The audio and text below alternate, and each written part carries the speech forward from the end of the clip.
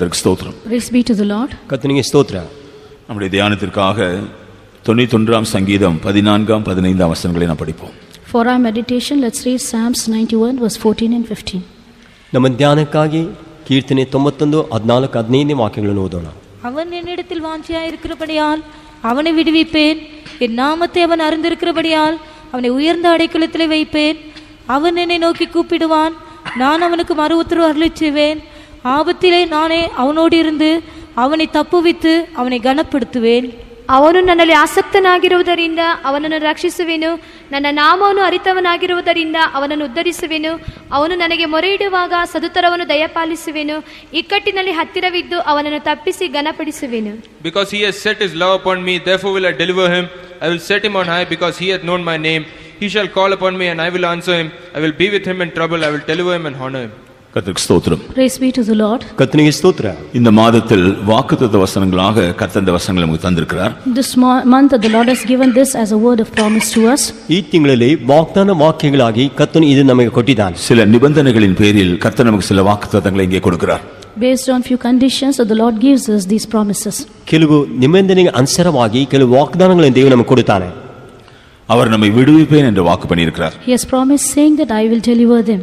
ಆತನನ್ನು ರಕ್ಷಿಸುವೆನು ಎಂಬ ವಾಗ್ದಾನ ಕೊಟ್ಟಿದ್ದಾನೆ. உயர்ந்த அடைக்கலத்தில் வைப்பேன் என்று அவர் வாக்கு பண்ணியிருக்கிறார். He has promised saying that I will set them on high place. ಉನ್ನತ ಸ್ಥಳದಲ್ಲಿ ಇಡುತ್ತೇನೆ ಎಂಬ ವಾಗ್ದಾನ ಮಾಡಿದ್ದಾನೆ. மறு உத்தரவு அருள்வேன் என்று வாக்கு பண்ணியிருக்கிறார். He has promised saying that I will answer him. ನಾನು ಸದುತ್ತರವನ್ನು ದಯಪಾಲಿಸುವೆನು ಅಂತ ಹೇಳಿದ್ದಾನೆ. நம்மோடு கூட இருந்து நம்மை தப்புவிப்பேன் என்று அவர் வாக்கு பண்ணியிருக்கிறார். He has promised saying that he will be with us and he will deliver us. ನಮ್ಮ ಹತ್ತಿರ ಇದ್ದು ನಮ್ಮನ್ನು ತಪ್ಪಿಸುವೆನು ಎಂಬ ವಾಗ್ದಾನ ಮಾಡಿದ್ದಾನೆ. கர்த்தருக்கு ஸ்தோத்திரம். Praise be to the Lord. ಕರ್ತನಿಗೆ ಸ್ತೋತ್ರ.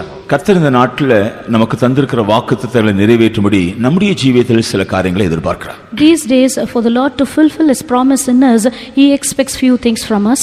ಕರ್ತನು ನಮ್ಮ ಜೀವಿತದಲ್ಲಿ ವಾಗ್ದಾನ ನೆರವೇರುವುದಕ್ಕೆ ಕೆಲವು ಕಾರ್ಯಗಳನ್ನು ನಮ್ಮಲ್ಲಿ ಎದುರು ನೋಡುತ್ತಿದ್ದಾನೆ. இந்த இருந்தல 6 காரியங்கள் கர்த்தர் நமக்கு செய்வதாய் சொல்கிறார். So the Lord says that he would do 6 things for us. 6 ಕಾರ್ಯಗಳನ್ನು ನಮ್ಮನ್ನು ಕುರಿತು ಕರ್ತನು ಹೇಳ್ತಾನೆ. நான் அவனை விடுவிப்பேன், I will deliver him. ನಾನು ಅವನನ್ನು ಬಿಡಿಸುವೆನು. நான் அவனை உயர்ந்த அடைக்கலத்தில் வைப்பேன். I will set him on high.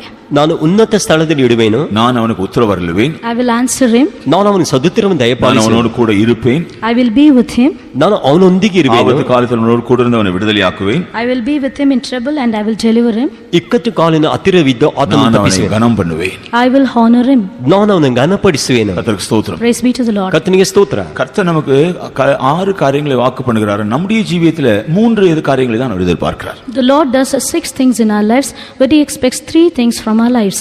ಕರ್ತನು ನಮಗೆ 6 ಕಾರ್ಯಗಳು ಮಾಡುತ್ತಾನೆ, 3 ಕಾರ್ಯಗಳು ನಮ್ಮಲ್ಲಿ ಎದುರು ನೋಡುತ್ತಾನೆ. நாம் செய்ய வேண்டியது என்ன? What is that we ought to do? ನಾವು ಮಾಡಬೇಕಿದ್ದೇನು? நாம் உண்மையாக அவர் மேல் அன்புள்ளவர்களாக இருக்க வேண்டும். So we should truly set our love upon him. ನಾವು ಯಥಾರ್ಥವಾದ ಪ್ರೀತಿ ಉಳ್ಳವರಾಗಿರಬೇಕು.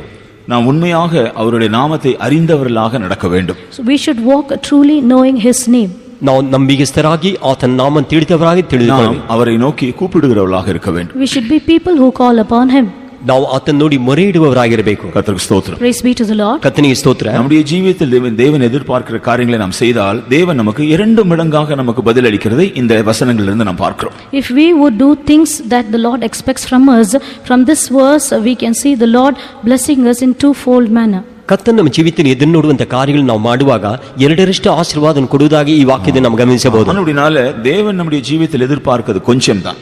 Therefore what God expects from our life is just little. ದೇವರು ನಮ್ಮ ಜೀವಿತ ಎದುರು ನೋಡುವುದು ಸ್ವಲ್ಪ ಕಾರ್ಯವೇ. ஆனால் அதுக்கு பதிலாக தேவன் நமக்கு தருவதோ அதிகமாக தருகிறார். But instead that God gives us is more. ಆದರೆ ದೇವರು ನಮಗೆ ಕೊಡುವುದು ಅಧಿಕವಾಗಿ ಕೊಡುತ್ತಾನೆ. நம்முடைய தேவன் எல்லாவற்றிலும் ஐஸ்வர்யம் உள்ள தேவன். Our God is rich in all things. ನಮ್ಮ ದೇವರು ಎಲ್ಲದರ ಐಶ್ವರ್ಯವುಳ್ಳ ದೇವರು. ஆகையால எல்லா விதங்களிலும் அவர் நம்மை ஐஸ்வர்யமாய் ஆசீர்வதிக்க விரும்புகிறார். Therefore he desires to bless us richly in all aspects. ಆದ್ದರಿಂದ ಆತನು ಎಲ್ಲ ವಿಧದಲ್ಲಿ ನಮ್ಮನ್ನು ಐಶ್ವರ್ಯವಂತರಾಗಿ ಮಾರ್ಪಡಿಸಲು ಇಷ್ಟಪಡುತ್ತಾನೆ. கர்த்தருக்கு ஸ்தோத்திரம். Praise be to the Lord. ಕರ್ತನಿಗೆ ಸ್ತೋತ್ರ. ஒரு விதத்தில் சொல்லப்போனா தேவன் நம்மை ஆசீர்வதிப்பதற்கு நம்மிடத்தில் தேவன் அதற்கேற்ற ஒன்றையும் எதிர்பார்க்கிறதில்லை. In one way to say, for the Lord to bless us, he does not expect anything accordingly. ಒಂದು ವಿಧದಿಂದ ನೋಡುವಾಗ ಕರ್ತನು ನಮ್ಮನ್ನು ಆಶೀರ್ವದಿಸಲು ಅದಕ್ಕೆ ಬದಲಾಗಿ ಏನು ನಮ್ಮನ್ನು ಎದುರು ನೋಡುವುದಿಲ್ಲ. என்றாலும் சில நிபந்தனைகளை அவர் சொல்வதன் நோக்கம் என்ன? Yet what is the intention for saying few conditions? ಆದರೂ ಕೂಡ ದೇವರು ಕೆಲವು ನಿಬಂಧನೆ ಕೊಡುವ ಉದ್ದೇಶ ಏನು? தேவன் நமக்கு இலவசமாய் அவருடைய ஆசீர்வாதங்களை தருகிறபடினால நாம் அதை அலட்சியமாக எண்ணக்கூடாது. Because the Lord freely gives us few blessings, we should not neglect them. ದೇವರು ನಮಗೆ ಕೊಡುವಂತ ಆಶೀರ್ವಾದವನ್ನು ಉಚಿತವಾಗಿ ಕೊಡುವುದರಿಂದ ಅಲಕ್ಷ್ಯವಾಗಿ ಎಣಿಸಬಾರದು. நாம் அதை கனப்படுத்த வேண்டும். We need to honor them. ನಾವು ಅದನ್ನು ಸನ್ಮಾನಿಸಬೇಕು. அதற்குரிய ஒரு விலை மதிப்பை நாம் செலுத்த வேண்டும். And we should pay a price for that. ಅದಕ್ಕೆ ಬೇಕಾದ ಬೆಲೆ ಮೌನತೆಯನ್ನು ಕೊಡಬೇಕು. அதனால்தான் அவர் நமக்கு முன்பாக சில அவர் நிபந்தனைகளை வைக்கிறார். Therefore he places few conditions before us. ಆದ್ದರಿಂದ ಆತನು ಕೆಲವು ನಿಬಂಧನೆಗಳನ್ನು ನಮಗೆ ಇಡುತ್ತಾನೆ. கர்த்தருக்கு ஸ்தோத்திரம். Praise be to the Lord. ಕರ್ತನಿಗೆ ಸ್ತೋತ್ರ. தேவன் நமக்கு நிபந்தனைகளை வைக்கிறது நிமித்தமாக அவர் நம்மிடத்தில் மிகவும் கண்டிப்பாக இருக்கிறார் என்று நாம் நினைக்க கூடாது. Because the Lord places few conditions before us, we should not think that the Lord is strict, very strict towards us. ದೇವರು ನಮಗೆ ನಿಬಂಧನೆ ಇಡುವುದರಿಂದ ಆತ ನಮ್ಮ ಖಂಡಿತವಾಗಿ ಇದ್ದಾನೆ ಎಂಬುದನ್ನು ಯೋಚಿಸುವುದಿಲ್ಲ. சில வேளையில இலவசமாய் நாம் பெற்றுக்கொள்கிற காரியங்களை பற்றிய விலை மதிப்பை உணராமல் போய்விடுகிறோம். Sometimes in the things which we receive freely from the Lord, we do not understand its value. ಕೆಲವು ವೇಳೆಯಲ್ಲಿ ದೇವರು ಉಚಿತವಾಗಿ ಕೊಡುವಂತಹ ಕಾರ್ಯಗಳನ್ನು ಬೆಲೆಯನ್ನು ತಿಳಿದೆ ಅದನ್ನು ನಾವು ಮರೆತು ಹೋಗುತ್ತೇವೆ. ஆகையினால நாம் அதை கனப்படுத்துகிறதில்லை, அதை பாதுகாக்கிறதில்லை. Therefore we do not honor them and neither we preserve them. ಆದ್ದರಿಂದ ಅದನ್ನು ಗಣಪಡಿಸುವುದಿಲ್ಲ, ನಾವು ಕಾಪಾಡಿಕೊಳ್ಳುವುದಿಲ್ಲ. நாம் அதை சில வேளையில அலட்சியப்படுத்தி விடுகிறோம், அதை நாம் வீணாக்கி விடுகிறோம். Sometimes we neglect them and make them vain. ಅದನ್ನು ಕೆಲವು ವೇಳೆಯಲ್ಲಿ ಅಲಕ್ಷ್ಯ ಮಾಡುತ್ತೇವೆ, ವ್ಯರ್ಥಪಡಿಸುತ್ತೇವೆ. செய்யக்கூடாது என்பதற்காக தான் நாம் அதை கனப்படுத்த வேண்டும், அதற்குரிய விலை மதிப்பை தர வேண்டும் என்பதற்காக தான் நாம் சில கிரயத்தை நாம் செலுத்த வேண்டும் என்று அவர் விரும்புகிறார். So that we may not neglect them, that we may honor them and preserve them, the Lord expects that we pay a price. ಆ ರೀತಿ ನಾವು ಮೌನತೆ ಹೀನವಾಗಿಯೋ ಅಲ್ಲದೆ ಅಲಕ್ಷ್ಯವಾಗಿ ಬಿಡದಂತೆ ಮೌನತೆ ಬೆಲೆಯನ್ನು ಕೊಡಬೇಕೆಂಬುದಾಗಿ ನಿಬಂಧನೆ ಕೊಡುತ್ತಾರೆ. அந்த விலைக்கரையும் தான் தேவன் நமக்கு முன்பாக வைக்கிற நிபந்தனைகளாகும். The price that we pay unto the Lord is the condition that he places before us. ನಾವು ಕೊಡುವಂತ ಕ್ರಿಯೆಯ ನಿಬಂಧನೆಗಳೇ ದೇವರು ಕೊಡುವಂತ ನಿಬಂಧನೆಗಳಾಗಿರ್ತವೆ. அவன் என்னிடத்தில் அன்பாய் இருக்கிறபடியினால், Because he had set his love upon me. ಆತನ ನಮ್ಮ ಬಳಿ ಪ್ರೀತಿ ಇರುವುದರಿಂದ கர்த்தருக்கு ஸ்தோத்திரம். Praise be to the Lord. ಕರ್ತನಿಗೆ ಸ್ತೋತ್ರ. கர்த்தர் நம்மிடத்தில் அன்பு கூர்ந்து நமக்கு செய்திருக்கிற நன்மைகள் ஏராளம்.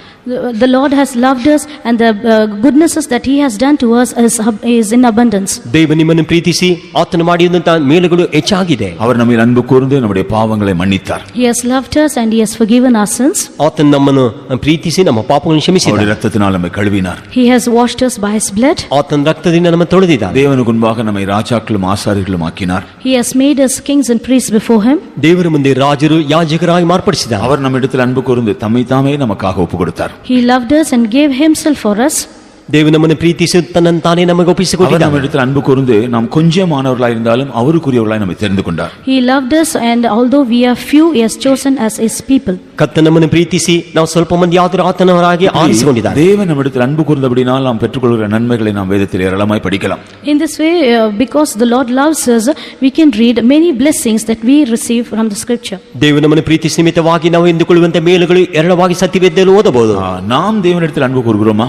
Do we love the Lord? ನಾವು ದೇವರನ್ನು ಪ್ರೀತಿಸುತ್ತೇವಾ? தேவன் அதை அறிய விரும்புகிறார். The Lord desires to know this. ದೇವರು ಅದನ್ನು ಬಯಸಲು ಇಷ್ಟಪಡುತ್ತಾನೆ. நாம் தேவனிடத்தில் அன்பு கூறுகிறவர்களாக இருந்தால் அவர் சொல்கிறார், நான் அவனை விடுவிப்பேன். If we be people who set our love upon him, he says, I will deliver them. ನಾವು ದೇವರನ್ನು ಪ್ರೀತಿಸುವುದಾದ್ರೆ ಕರ್ತನು ಹೇಳ್ತಾನೆ, ನಾನು ಅವರನ್ನು ಬಿಡಿಸುವೆನು. நாம் தேவனிடத்தில் அன்பு கூறுகிறோம் என்று எப்படி நாம் சரியாக நாம் விளங்கிக் கொள்ளலாம் அல்லது நம்மை உறுதிப்படுத்திக் கொள்ளலாம்? How can we confirm or properly understand that we have set our love upon the Lord? ದೇವರನ್ನು ನಾವು ಪ್ರೀತಿಸುತ್ತೇವೆ ಎಂಬುದಾಗಿ ಯಾವ ರೀತಿ ದೃಢಪಡಿಸಿಕೊಳ್ಳಬಹುದು, ನಿರ್ಧರಿಸಬಹುದು? அதற்குரிய சில அடையாளங்களை நாம் வேதத்தில் படிக்கிறோம். And concerning this, we read few signs in the scripture. ಅದಕ್ಕೆ ಕೆಲವು ಗುರುತುಗಳನ್ನು ನಾವು ಸತ್ಯವೇದ ಓದ್ತೇವೆ. 1 பேதுரு 1:8-9 வசனங்களை நாம் காண்கிறோம். We see in 1 Peter chapter 1 verse 8 and 9. 1 ಪೇತ್ರ 1:2 ವಾಕ್ಯಗಳನ್ನು ಓದ್ತೇವೆ. அவரிடத்தில் அன்பு கூறுகிறவர்கள் அவர் மிகுந்த சந்தோஷத்தோடு அவர்கள் தங்களுடைய ஆவிக்குரிய ஜீவியத்தில் முன்னேறி செல்வார்கள். They that have set their love upon the Lord, with great joy they will progress in their spiritual life. ಆತನನ್ನು ಪ್ರೀತಿಸುವವರು ಆತನ ಮೇಲೆ ಪ್ರೀತಿಯನ್ನಿಟ್ಟು ಬಹಳ ಸಂತೋಷದಿಂದ ಆತ್ಮಿಕ ಜೀವಿತದಲ್ಲಿ ಮುಂದೆ ಹೋಗುತ್ತಾರೆ. சொல்லி முடியாத சந்தோஷம் என்று அங்கு சொல்லப்பட்டிருக்கு. It is mentioned as unspeakable joy. ಹೇಳಲಾರದಂತ ಸಂತೋಷ ಎಂಬುದಾಗಿ ಹೇಳப்பட்டிದೆ. நம்முடைய சந்தோஷத்தை நாம் வர்ணிக்க முடியாத அவ்வளவு நிறைவான சந்தோஷத்தினால் தேவன் நம்மை நிறைக்கிறதை நாம் விளங்கிக் கொள்ளலாம். So our joy cannot be expressed. We can see the Lord fills us with so much of joy in us. ನಮ್ಮ ಸಂತೋಷವನ್ನು ವರ್ಣಿಸಲಾರದಂತೆ ದೇವರು ನಮ್ಮ ಸಂತೋಷದಿಂದ ತುಂಬಿಸುತ್ತಾನೆ. அந்த சந்தோஷத்தினால் நாம் நிறைந்து ஜீவிக்கும் பொழுது நிச்சயமாக நம்முடைய ஆவிக்குரிய ஜீவியத்தில் ஒரு முன்னேற்றம் உண்டாகும். When we live being filled with that joy, definitely we can see progressing in our spiritual life. ಆ ಸಂತೋಷದಿಂದ ತುಂಬಿ ಜೀವಿಸುವಾಗ ನಿಶ್ಚಯವಾಗಿ ನಮ್ಮ ಆತ್ಮೀಯ ಜೀವಿತದಲ್ಲಿ ನಾವು ಮುಂದೆ ಹೋಗಬಹುದು. நாம் அவரிடத்தில் அன்பு கூறுகிறபடினால் நாம் சந்தோஷத்தோடு நம்முடைய ஆவிக்குரிய ஜீவியத்தில் முன்னேறி செல்லும்படி தேவன் நமக்கு இரக்கம் செய்கிறார். Because we have set love upon him, the Lord shows his mercy on us so that we may progress in our spiritual life. ನಾವು ಆತನ ಪ್ರೀತಿಸಿ ನಿಮಿತ್ತವಾಗಿ ಆತ್ಮಿಕ ಜೀವಿತ ಮುಂದೆ ಹೋಗೋದಕ್ಕೆ ಆತನು ನಮಗೆ ಸಹಾಯ ಮಾಡುತ್ತಾನೆ. யோவான் அப்போஸ்தலன் சொல்லும் பொழுது, When Apostle John says, ಯೋಹಾನ ಅಪೊಸ್ತಲನು ಹೇಳುವಾಗ 1 யோவான் 4:20 1 John chapter 1 verse 20, 1 ಯೋಹಾನ 4:20 ವಾಕ್ಯ, அவரிடத்தில் அன்பு கூறுகிறவன் சகோதரனை பகைக்க மாட்டான் என்று சொல்கிறார். they that have set their love upon the Lord, they will not hate their brother. ಆತನನ್ನು ಪ್ರೀತಿಸುವವನು ತನ್ನ ಸಹೋದರನನ್ನು ದ್ವೇಷಿಸುವುದಿಲ್ಲ. அப்படின்ற பகைகள், விரோதங்கள், கசப்புகள், வைராக்கியங்கள் இவைகளெல்லாம் உண்மையாக கர்த்தரிடத்தில் அன்பு கூறுகிறவர்களுக்கு வைத்திருக்க முடியாது. If that is so, those who truly love the Lord will not have bitterness or envy or hatred towards others in them. ದ್ವೇಷಗಳು, ಕಹಿಗಳು, ಕೋಪಗಳು, ದೇವರನ್ನು ಪ್ರೀತಿಸುವವರು ಇಂಥ ಕಾರ್ಯಗಳನ್ನು ಇಟ್ಟುಕೊಳ್ಳುವುದಿಲ್ಲ. இப்படிப்பட்ட காரியங்கள் நம்முடைய ஜீவியத்தில் வருகிறது என்றால் அதனுடைய அர்த்தம் நாம் தேவனை உண்மையாக அன்பு கூறவில்லை என்பதுதான். If such things has come into our lives, it means that we have not truly loved the Lord. ಇಂಥ ಕಾರ್ಯಗಳು ನಮ್ಮಲ್ಲಿ ಬರುವುದಾದರೆ ನಾವು ನಿಜವಾದ ದೇವರು ಪ್ರೀತಿಸುವುದಿಲ್ಲ. இயேசு அதை பற்றி ஒரு ஓமையை சொன்னார். Jesus about this he says a parable. ಯೇಸು ಅದನ್ನ ಕುರಿತು ಒಂದು ಸಾಮ್ಯವನ್ನು ಹೇಳಿದರು. ஒருவன் தன்னுடைய எஜமானிடத்தில் 10,000 தாலந்து கடன் பட்டிருந்தான். One person he was owed to his master One 10,000 servant he talents. owed 10,000 talents for his master. ಒಬ್ಬ ಮನುಷ್ಯನು ತನ್ನ ಯಜಮಾನನ ಬಳಿಲಿ 10,000 ರೂಪಾಯಿ ಸಾಲ ಮಾಡಿದನು. எஜமான் அதை கேட்டபொழுது அவன் கொடுக்க வழி இல்லை. So when the master asked him, he didn't have any way to pay it back. ಯಜಮಾನನ್ ಕೇಳುವಾಗ ಅದನ್ನು ತಿರುಗಿಸಿ ಕೊಡಲು ಶಕ್ತಿ உடனே ಇಲ್ಲ. எஜமான் மனதிறங்கி அதை கடனை அப்படியே மன்னித்து விட்டான். Immediately the master had compassion and he forgave his debt. ಕೂಡಲೇ ಯಜಮಾನನ್ ಕನಿಕರಪಟ್ಟು ಅವನ ಸಾಲವನ್ನು ಮನ್ನಾ ಮಾಡಿಬಿಟ್ಟನು. எவ்வளவோ பெரிய ஒரு விடுதலை அவனுக்கு. See how much, what a great deliverance he got. ಅವನಿಗೆ ಎಷ್ಟು ದೊಡ್ಡ ಬಿಡುಗಡೆ ಉಂಟಾಯಿತು. அப்படி அவன் ஒரு பெரிய இரக்கத்தை, எஜமானுடைய இரக்கத்தை விடுதலை பெற்று வரும் பொழுது, In this way when he was delivered by the great mercy of his master, ಹೀಗೆ ಯಜಮಾನನ ದೊಡ್ಡ ಕನಿಕರವನ್ನು ಹೊಂದಿಕೊಂಡು ಬರುವಾಗ அவனிடத்தில் 100 பணம் கடன் பட்ட ஒரு வேலைக்காரன் வந்தான். there was a co-worker who owed 100 talents for him. 100 pennies. 120 talents. 100 pennies. 100 pennies. 100 பணம். 100 pennies. ಇವನ ಬಳಿ 100 ರೂಪಾಯಿ ಸಾಲ ಮಾಡಿದವನೊಬ್ಬನೇ ಇದ್ದನು. இவனுக்கு மன்னிக்கப்பட்ட கடனோட அந்த 100 பணத்தை ஒப்பிட்டு பார்த்தா ஒன்றுமே கிடையாது.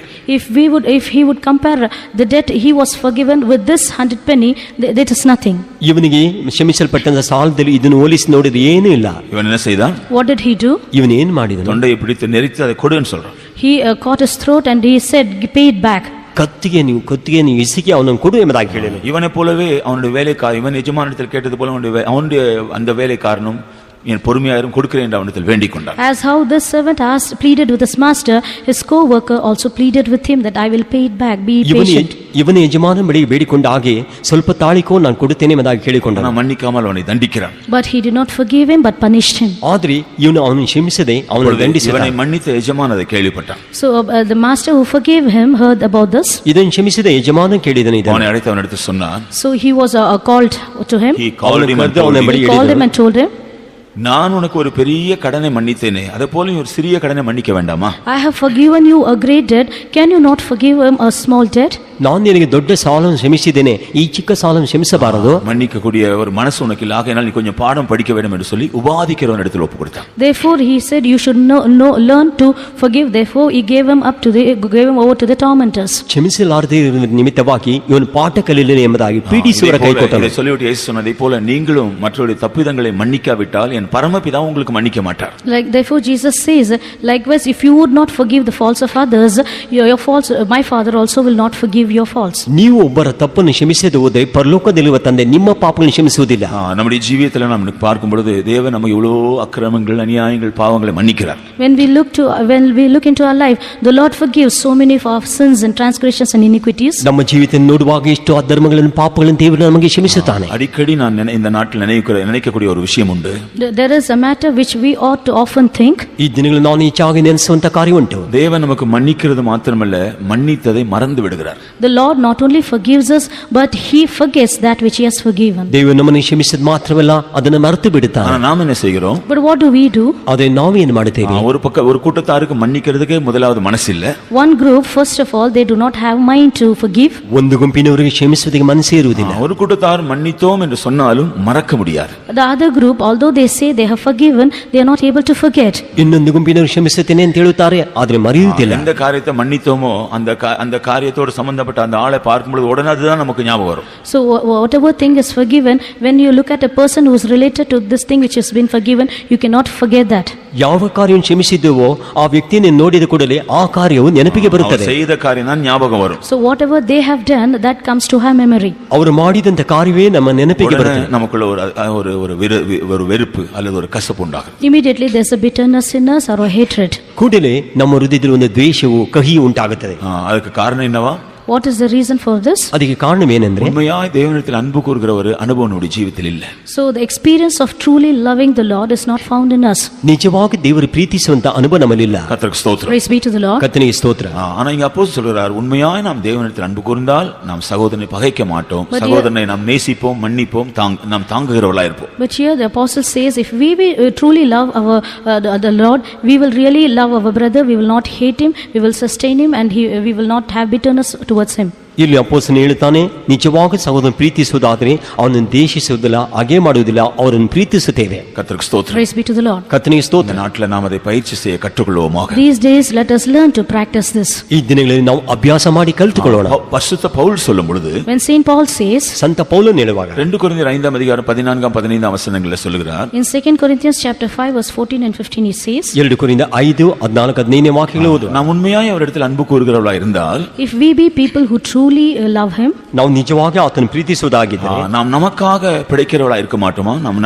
நம்மை மரித்தோழ்ந்து எழுப்பினவர், நமக்காக நம்மை எழுப்பினவர் அல்லது நம்மை விடுதலையாக்கின அவருக்காக பிழைக்கிறவர்களாய் இருப்போம். we will not be people who live for ourselves, but we will live for him who has raised us, we who were dead. ನಾವು ನಮಗಾಗಿ ಜೀವಿಸದಂತೆ ನಮಗಾಗಿ ಜೀವದಿಂದ ಎಬ್ಬಿಸಿದ ಆತನಿಗಾಗಿ ನಾವು ಜೀವಿಸುತ್ತೇವೆ. அதிலிருந்து நாம் என்ன விளங்கிக் கொள்ளலாம்? What do we understand from this? ಅದರಿಂದ ನಾವು ಏನು ಅರ್ಥ ಮಾಡ್ಕೊಳ್ಳೋಣ? உண்மையாய் தேவனிடத்தில் அன்பு கூறுகிறவர்கள் சுயநலம் உள்ளவர்களாய் இருக்க மாட்டார்கள்.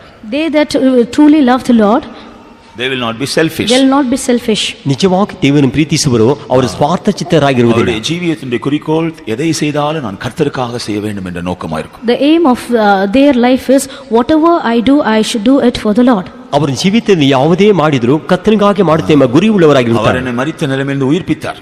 He quickened me from my dead state. ಆತನು ನನ್ನ ಸತ್ಯ ಸ್ಥಿತಿಯಿಂದ ಬದುಕಿಸಿದನು. இனி நான் எனக்காக ஜீவிக்க போறதில்லை, கர்த்தருக்காக தான் நான் ஜீவிக்க போறேன். Therefore hereafter I am not going to live for me, but for the Lord. ಅದನ್ನು ಇನ್ನು ಮೇಲೆ ನನಗಾಗಿ ಜೀವಿಸದೆ ಕರ್ತನಿಗಾಗಿ ಜೀವಿಸುವೇನು. கர்த்தருக்காக ஜீவிக்கும்படியாக தீர்மானம் உள்ளவர்கள் தங்களுடைய ஜீவியத்தில் எந்த காரியத்தை செய்தாலும் கர்த்தருக்காக தான் செய்கிறவர்களா இருப்பார். They that have decided to live for the Lord, whatever they do in their life, they will do it for the Lord alone. ಕರ್ತನಿಗಾಗಿ ಜೀವಿಸುವವರು ತಮ್ಮ ಜೀವಿತ ಯಾವುದೇ ಕಾರ್ಯ ಮಾಡಿದ್ರು ಕರ್ತನಿಗಾಗಿಯೇ ಮಾಡುತ್ತಾರೆ. கர்த்தருக்கு ஸ்தோத்திரம். Praise be to the Lord. ಕರ್ತನಿಗೆ ಸ್ತೋತ್ರ. இந்த நாட்டில் உண்மையாக நம்ம கர்த்தரிடத்தில் அன்பு கூறுகிற அப்படிப்பட்ட அனுபவம் இருக்கிறதா?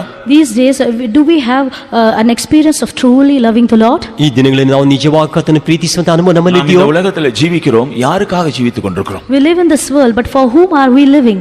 ಈ ಲೋಕ ನಾವು ಜೀವಿಸಿದ ಯಾರಿಗಾಗಿ ಜೀವಿಸುತ್ತೇವೆ? நமக்காக நம்முடைய குடும்பத்தாருக்காக ஜீவிக்கிறோமா? Are we living for us and for our family? ಅವರು ನಮಗಾಗಿ ನಮ್ಮ ಕುಟುಂಬಕ್ಕಾಗಿ ಜೀವಿಸುತ್ತೇವೆ. நம்முடைய பிள்ளைகளுக்காக ஜீவிக்கிறோமா? Are we living for our children? ನಮ್ಮ ಮಕ್ಕಳಿಗಾಗಿ ಜೀವಿಸುತ್ತೇವೆ. பெற்றோருக்காக ஜீவிக்கிறோமா? Or are we living for our parents? ನಮ್ಮ ತಂದೆ ತಾಯಿಗಾಗಿ ಜೀವಿಸುತ್ತೇವೆ. ஒரு பக்கத்துல அதெல்லாம் அவசியம்தான். On one side it is essential indeed. ಒಂದು ಭಾಗದಲ್ಲಿ ಇದೆಲ್ಲ ಅವಶ್ಯಕತೆ.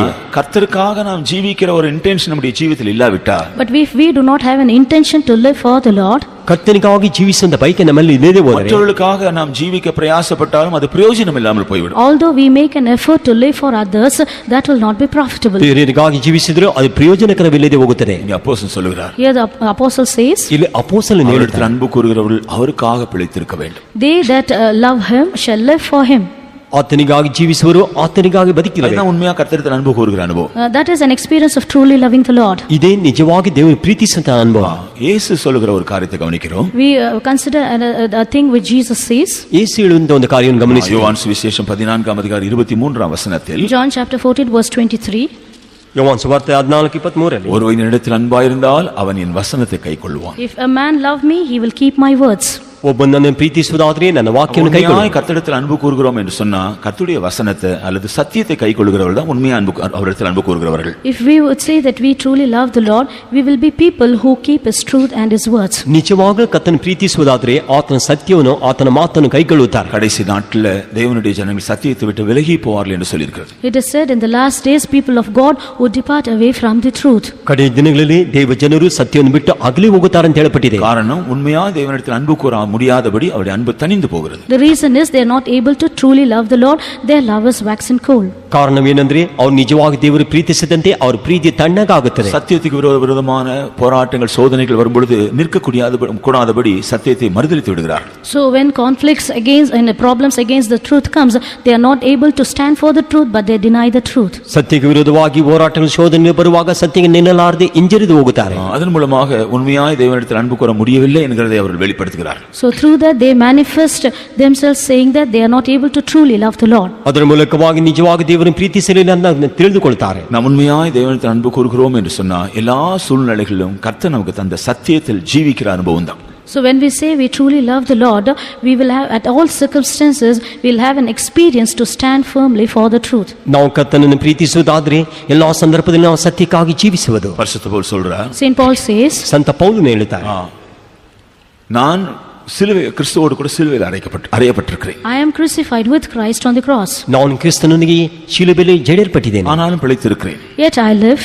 ಆದರೂ ಬದುಕಿದ್ದೇನೆ. எனக்காக அல்ல. Not for me. ನನಗಾಗಿ ಅಲ್ಲ. தேவகுமாரனுடைய விசுவாசத்தினால் பிழைத்திருக்கிறேன். I live by the faith of the Son of God. ದೇವಕುಮಾರನ ನಂಬಿಕೆಯಿಂದ ಬದುಕಿದ್ದೇನೆ. அப்படி நான் தேவனுக்காக பிழைத்திருக்கிறேன் என்று சொல்லும் பொழுது அவர் இன்னொரு இடத்துல அவர் சொல்லும் பொழுது, In this way when we say we live for the Lord, in another place he says, ನಾನು ದೇವರಿಗಾಗಿ ಬದುಕಿದ್ದೇನೆ ಇನ್ನೊಂದು ಭಾಗದಲ್ಲಿ ಹೇಳುವಾಗ சுவிசேஷத்திற்காக உத்தரவு சொல்லும்படியாய் பாதுகாக்கும்படியாக நான் ஏற்படுத்தப்பட்டிருக்கிறேன் என்று சொல்கிறார். He says I am appointed for the gospel, to defend the gospel. to defend the gospel. ಸುವಾರ್ತೆಗಾಗಿ ಜವಾಬ್ದಾರಿಯಿಂದಲೂ ಕಾಪಾಡೋದಕ್ಕಾಗಿ சுவிசேஷத்தை பாதுகாக்கிறதுக்காக நான் ஏற்படுத்தப்பட்டிருக்கிறேன். I have been appointed for the defense of the gospel. ಸುವಾರ್ತೆಯನ್ನು ಕಾಪಾಡೋದಕ್ಕಾಗಿ ನಾನು ಏರ್ಪಡಿಸಿದ್ದೇನೆ. எந்த காரணத்தை கொண்டும் சத்தியத்தை மறுதலிக்கோ சத்தியத்தை சத்தியத்தை விட்டுவிடுறதுக்கு நான் இடம் கொடுக்க மாட்டேன். Therefore for no reason I will not give room to deny or to forsake the truth. ಆದ್ದರಿಂದ ನಾನು ಸತ್ಯವನ್ನು ಯಾವ ಕಾರಣಕ್ಕೂ ಅಲ್ಲಗಳಿತಕ್ಕೂ ಬಿಟ್ಟು ಬಿಡುವುದಕ್ಕೆ ನಾನು ಸ್ಥಳ ಕೊಡುವುದಿಲ್ಲ. நமக்கும் கூட இந்த நாட்டில் அப்படிப்பட்ட ஒரு வெளிப்படுத்தலும் அப்படிப்பட்ட ஒரு வைராக்கியம் இருக்க வேண்டும். We should also have such a revelation and a zeal these days. ನಮಗೂ ಈ ದಿನಗಳಲ್ಲಿ ಆ ರೀತಿಯಾದ ಪ್ರಕಟಣೆ ಅನ್ಯೋನ್ಯತೆ ಕಾಣಲ್ಪಡಬೇಕು. அப்படியானால் தான் உண்மையாக நாம் அவருக்காக அவரிடத்தில் அன்பு கூறுகிறோம் என்று சொல்லப்பட முடியும். It's only then we can say that we have set our love upon him. ಆಗಲೇ ನಾವು ನಿಜವಾಗಿ ಆತನ ಪ್ರೀತಿಸ್ತೇವೆ ಎಂಬುದಾಗಿ ಹೇಳಲಿಕ್ಕೆ ಸಾಧ್ಯ. இன்னொரு சந்தர்ப்பத்தில் இயேசு பேதுருவிடத்தில் கேட்டார். In another occasion Jesus asked unto Peter. ಇನ್ನೊಂದು ಸಂದರ್ಭದಲ್ಲಿ ಯೇಸು ಪೇತ್ರನ ಬಳಿ ಕೇಳಿದರು. யோவான் சுவிசேஷம் 21ஆம் அதிகாரத்தில் படிக்கிறோம். We read in John chapter 21. ಯೋವಾನ್ ಸುವಾರ್ತೆ 21ನೇ ಅಧ್ಯಾಯದಲ್ಲಿ யோனாவின் குமாரனாகிய சீமோனே நீ என்னிடத்தில் அன்பா இருக்கிறாயா? Simon, thou son of Jonah, do you love me? ಸೀಮೋನನ ಮಗನಾದ ಯೋನನ ಮಗನಾದ ಸೀಮೋನನೇ ನೀನು நான் அன்பா இருக்கிறேன். Yes, I love thee. ಹೌದು ಕತೆ ಪ್ರೀತಿಸ್ತೇನೆ. 3 முறை அப்படி கேட்டார். 3 times he asked this. 3 ಸಾರಿ ಕೇಳಿದನು. அதன் பின் அவர் என்ன சொல்கிறார்? After that what does he say? ನಂತರ ಅವನು ಏನು ಹೇಳ್ತಾನೆ? 18ஆம் வசனத்தில் சொல்லும் பொழுது, In verse 18 when he says, 18ನೇ ವಾಕ್ಯದಲ್ಲಿ நீ ಹೇಳುವ, இளைஞனா இருக்கும் பொழுது உன்னுடைய அறையை கட்டிக்கொண்டு உன் இருப்பு போல நடந்தாய். When thou was saying, thou girdest thyself and walked whither thou wouldst.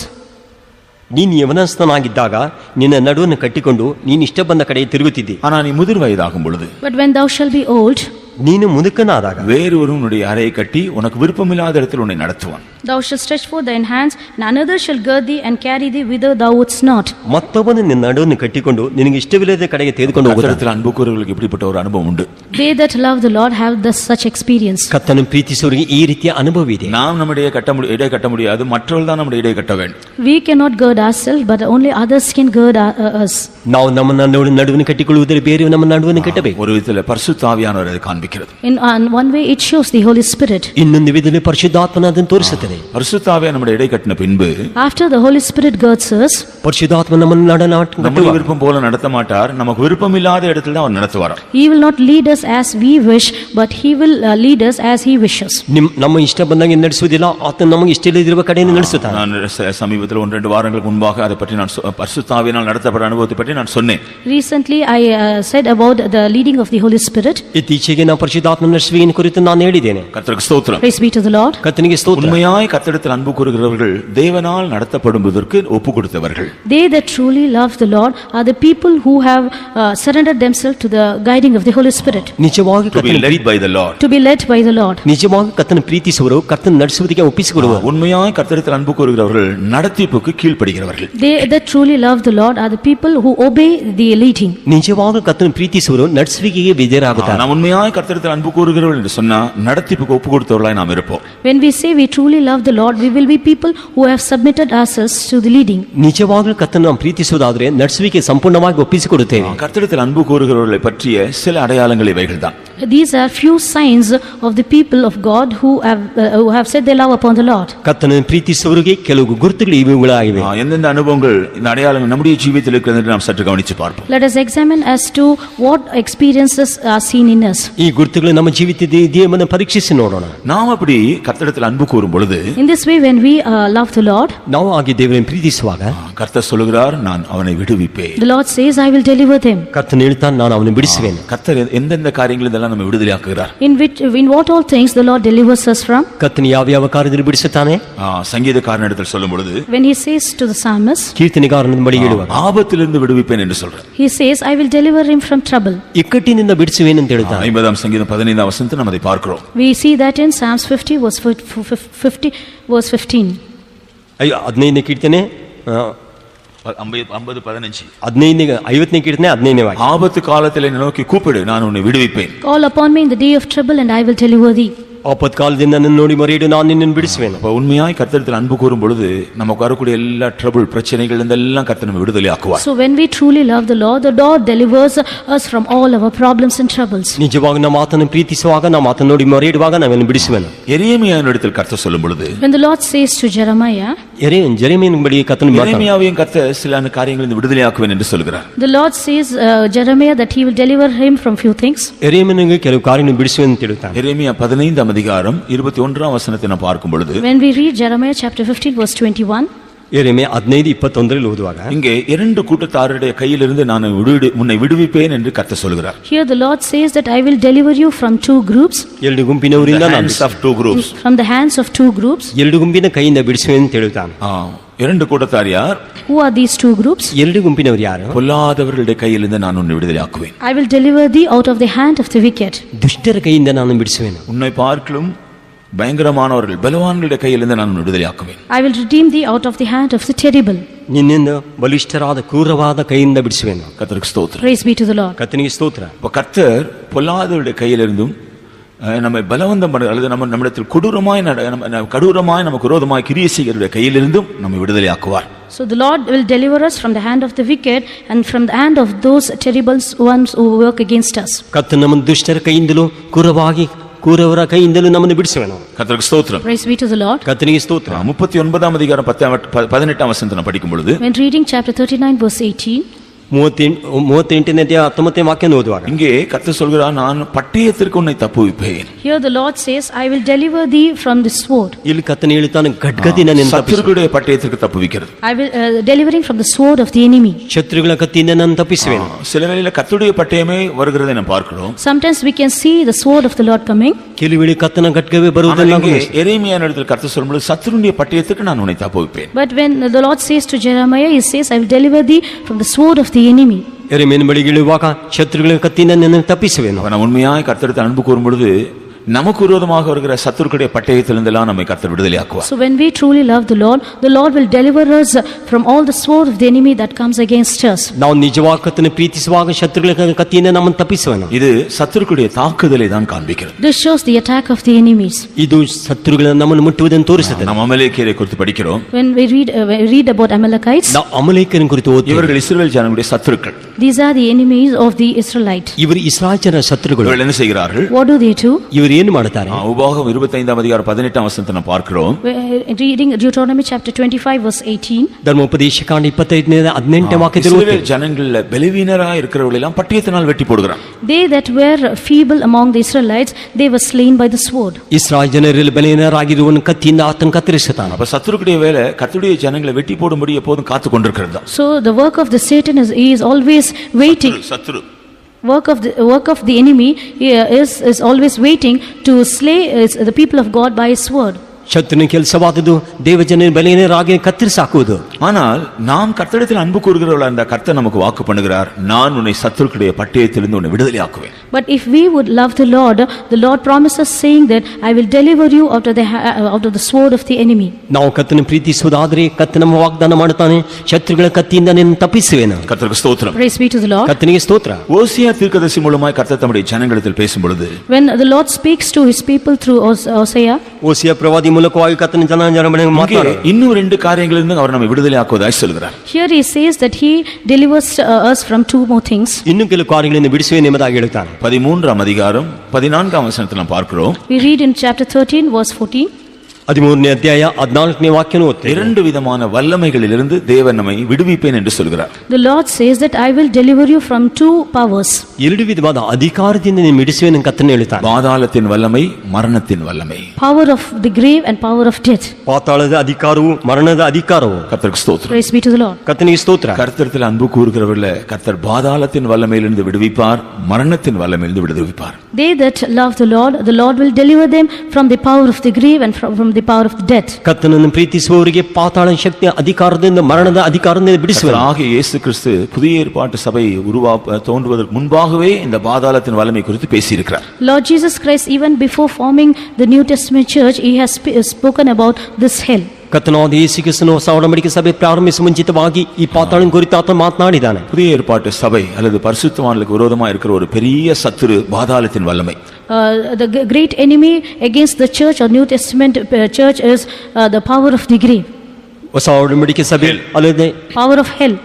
ಪಾತಾಳದ ಹೊಸ ಒಡಂಬಡಿಕೆ ಸಭೆಗೆ ವಿರೋಧವಾಗಿ ಪಾತಾಳದ ಶಕ್ತಿ ವಿರೋಧವಾಗಿ பேதுருவிடத்தில் இயேசு அதை சொன்னார். The Lord said this to Peter.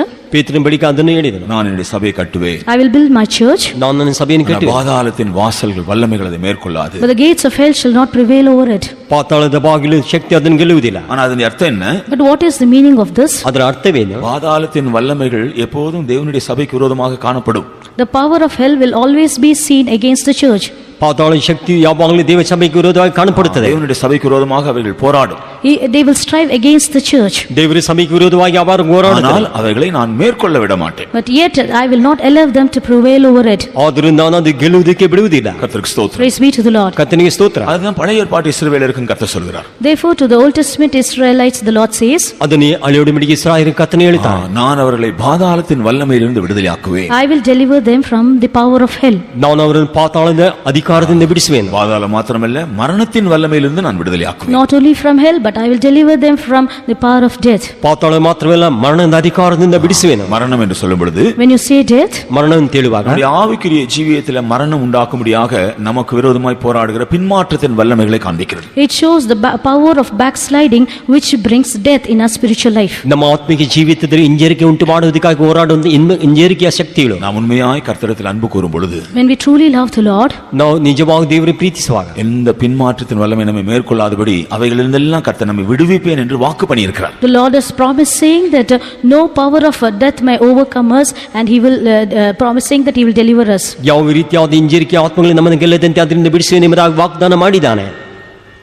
கர்த்தர் நம்ம வரக்கூடிய எல்லா ஆபத்துகள் கஷ்டங்கள் இருந்தெல்லாம் நம்மை விடுவிப்பதாக வாக்கு பண்ணியிருக்கிறார். The Lord has promised saying that he would deliver us from all kinds of difficulties and troubles. ಕರ್ತನು ಎಲ್ಲ ಬರುವಂತ ಅಪಘಾತಗಳು ಕಷ್ಟಗಳಿಂದ ಬಿಡಿಸುವೆ ಎಂಬುದಾಗಿ ವಾಗ್ದಾನ ಮಾಡಿದ್ದಾನೆ. பொல்லாதவர்கள் பலவான்களுடைய கைக்கெல்லாம் நம்மை விடுதலையாக்கும்படி வாக்கு பண்ணியிருக்கிறார். He has promised saying that he would deliver us from the hands of the wicked and from the hands of the terrible. ಬಲಿಷ್ಠರ ಕೈಯಿಂದ ಕಾತನು ಬಿಡಿಸುವೆ ಎಂಬುದಾಗಿ ವಾಗ್ದಾನ ಮಾಡಿದ್ದಾನೆ. சத்துருக்குடைய பட்டயத்திலிருந்தெல்லாம் நம்மை விடுவிக்கும்படி வாக்கு He பண்ணியிருக்கிறார். has promised saying that he would deliver us from the sword of the enemy. ಶತ್ರುಗಳ ಕತ್ತಿಯಿಂದ ನಮ್ಮನ್ನು ತಪ್ಪಿಸುವೆ ಎಂಬುದಾಗಿ ವಾಗ್ದಾನ ಮಾಡಿದ್ದಾನೆ. பாதாளத்தின் வல்லமையிலிருந்தும் மரணத்தின் வல்லமையிலிருந்து நம்மை விடுதலையாக்க முடியும் என்று வாக்கு பண்ணியிருக்கிறார். He also promised saying that he would deliver us from the power of hell and power of death. ಪಾತಾಳ ಶಕ್ತಿಯಿಂದಲೂ ಮರಣದ ಶಕ್ತಿಯಿಂದ ಬಿಡಿಸುವೆ ಎಂಬುದಾಗಿ ವಾಗ್ದಾನ ಮಾಡಿದ್ದಾನೆ. இந்த விடுதலை நாம் பெற வேண்டும் என்றால் நாம் செலுத்த வேண்டிய கிரயம் என்ன? If we ought to receive this deliverance, what is that price that we ought to pay? ಈ ಬಿಡುಗಡೆ ಹೊಂದಿಕೊಳ್ಳಬೇಕಾದ ನಾವು ಸಲ್ಲಿಸಬೇಕಾದ ಕ್ರಿಯೆ ಯಾವುದು? நாம் அவரிடத்தில் அன்பு கூற வேண்டும். We need to love him. ನಾವು ಆತನ ಪ್ರೀತಿಸಬೇಕು. கர்த்தருக்கு ஸ்தோத்திரம். Praise be to the Lord. ಕರ್ತನಿಗೆ ಸ್ತೋತ್ರ. எவ்வளவு அதிகமாய் நாம் தேவனிடத்தில் அன்பு கூறுகிறோமோ அவ்வளவு அதிகமாய் அவர் நம்மை விடுவித்துக் கொண்டே இருப்பார். The more we set our love upon him, the more he will keep delivering us. ನಾವು ಎಷ್ಟು ಹೆಚ್ಚಾಗಿ ದೇವರ ಪ್ರೀತಿಸುವೋ ಅಷ್ಟು ಅಳತೆಗೆ ಆತ ನಮ್ಮನ್ನು ಬಿಡಿಸುತ್ತಾನೆ. நாம் அன்பு கூறுகிறோம் என்று சும்மா நம்முடைய வாயின சொன்ன போதாது, கிரியையில காண்பிக்க வேண்டும். Just through our mouth we should not say that we love him, but we should show it through our works.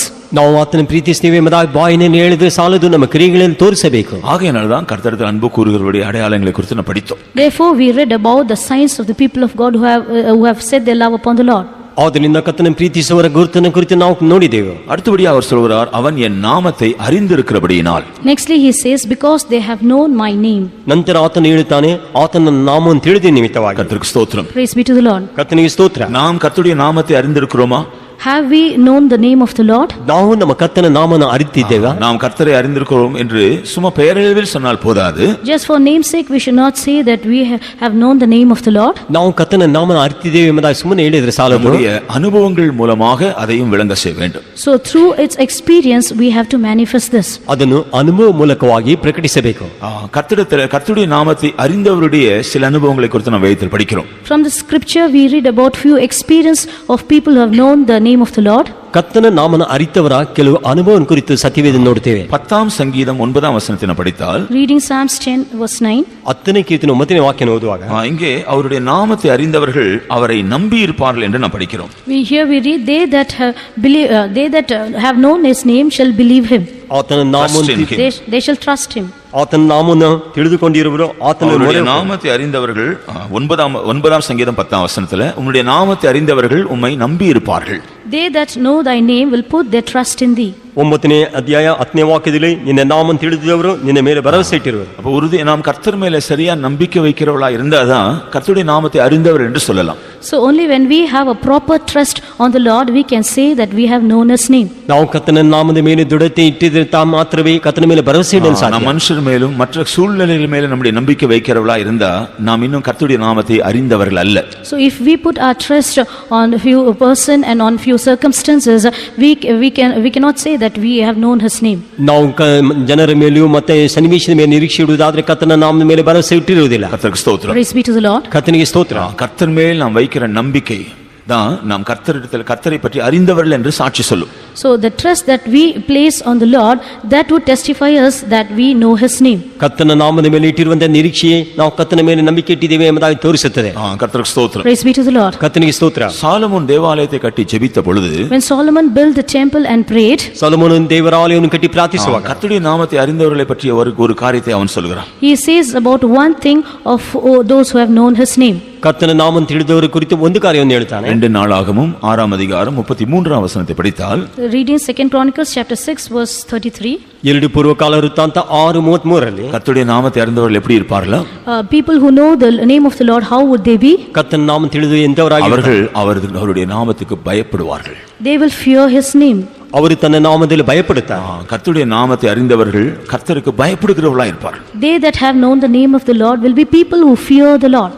ಕರ್ತನ ನಾಮವನ್ನು ತಿಳಿದವರು ಕರ್ತನ ನಾಮದಲ್ಲಿ ಭಯಪಡುತ್ತಾರೆ. நம்முடைய ஜீவியத்துல உண்மையாய் கர்த்தருக்கு பயப்படுகிற பயம் இருந்தா அதன் அர்த்தம் நாம் கர்த்தருடைய நாமத்தை அறிந்தவர்கள். If we truly have the fear of God, it means that we have known his name. ನಮ್ಮ ಜೀವಿತದಲ್ಲಿ ಕರ್ತನಿಗೆ ಭಯಪಡುವಂತ ಭಯವಿರುವುದಾದ್ರೆ ನಾವು ಕರ್ತನ ನಾಮವನ್ನು ತಿಳಿದವರಾಗಿದ್ದೇವೆ. பாவிகள் தேவனுக்கு பயப்படுகிறதில்லை. The sinners would not fear God. ಪಾಪಿಗಳು ದೇವರಿಗೆ ಭಯಪಡುವುದಿಲ್ಲ. புறஜாதிகள் தேவனுக்கு பயப்படுகிறதில்லை. The strangers will not fear God.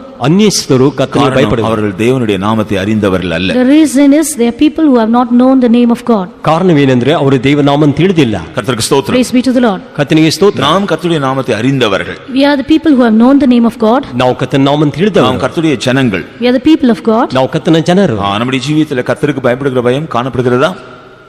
ನಮ್ಮ ಜೀವಿತದಲ್ಲಿ ಕರ್ತನ ಭಯಪಡುವಂತ ಭಯವು ಕಾಣಲ್ಪಡುತ್ತಿದೆಯೋ? There's the fear of God seen in our life. நாம் கர்த்தருடைய ஜனங்கள் என்று சொன்னாலும் கர்த்தருக்கு பயப்படுகிற பயம் இல்லாவிட்டா கர்த்தருடைய நாமத்தை அறிந்தவர்கள் அல்ல. Although we are called as the people of God, but if there's no fear of God in us, we are the people who have not known his name. ನಾವು ಕರ್ತನ ಜನರೆಂಬುದಾಗಿ ಕರೆಯಲ್ಪಟ್ಟರೂ ಕೂಡ ಕರ್ತನಿಗೆ ಭಯಪಡುವಂತ ಭಯ ಇಲ್ಲದೆ ಹೋದ್ರೆ ಕರ್ತನ ನಾಮವನ್ನು ನಾವು ತಿಳಿದುಕೊಂಡಿಲ್ಲ. ஏசாயா 52 அதிகாரம் 6 வசனத்தை படித்தால், Reading Isaiah 52 verse 6. ಯೆಶಾಯ 52 6ನೇ ವಾಕ್ಯ ಓದುವಾಗ கர்த்தருடைய நாமத்தை அறிந்தவருடைய இன்னும் 2 குணாதிசயங்களை இங்கே நாம் பார்க்கிறோம். Here we read about another 2 qualities of people who have known the name of the Lord. ಕರ್ತನ ತಿಳಿದವರ ಇನ್ನೂ 2 ಗುಣಗಳನ್ನು ನಾವು ಓದುತ್ತೇವೆ. கர்த்தருடைய நாமத்தை அறிந்தவர்கள் என்ன செய்கிறார்கள்? People who have known the name of the Lord, what do they do? ಕರ್ತನ ನಾಮವನ್ನು ತಿಳಿದವರು ಏನು ಮಾಡುತ್ತಾರೆ? சமாதானத்தை அவர்கள் அறிவிக்கிறார்கள்.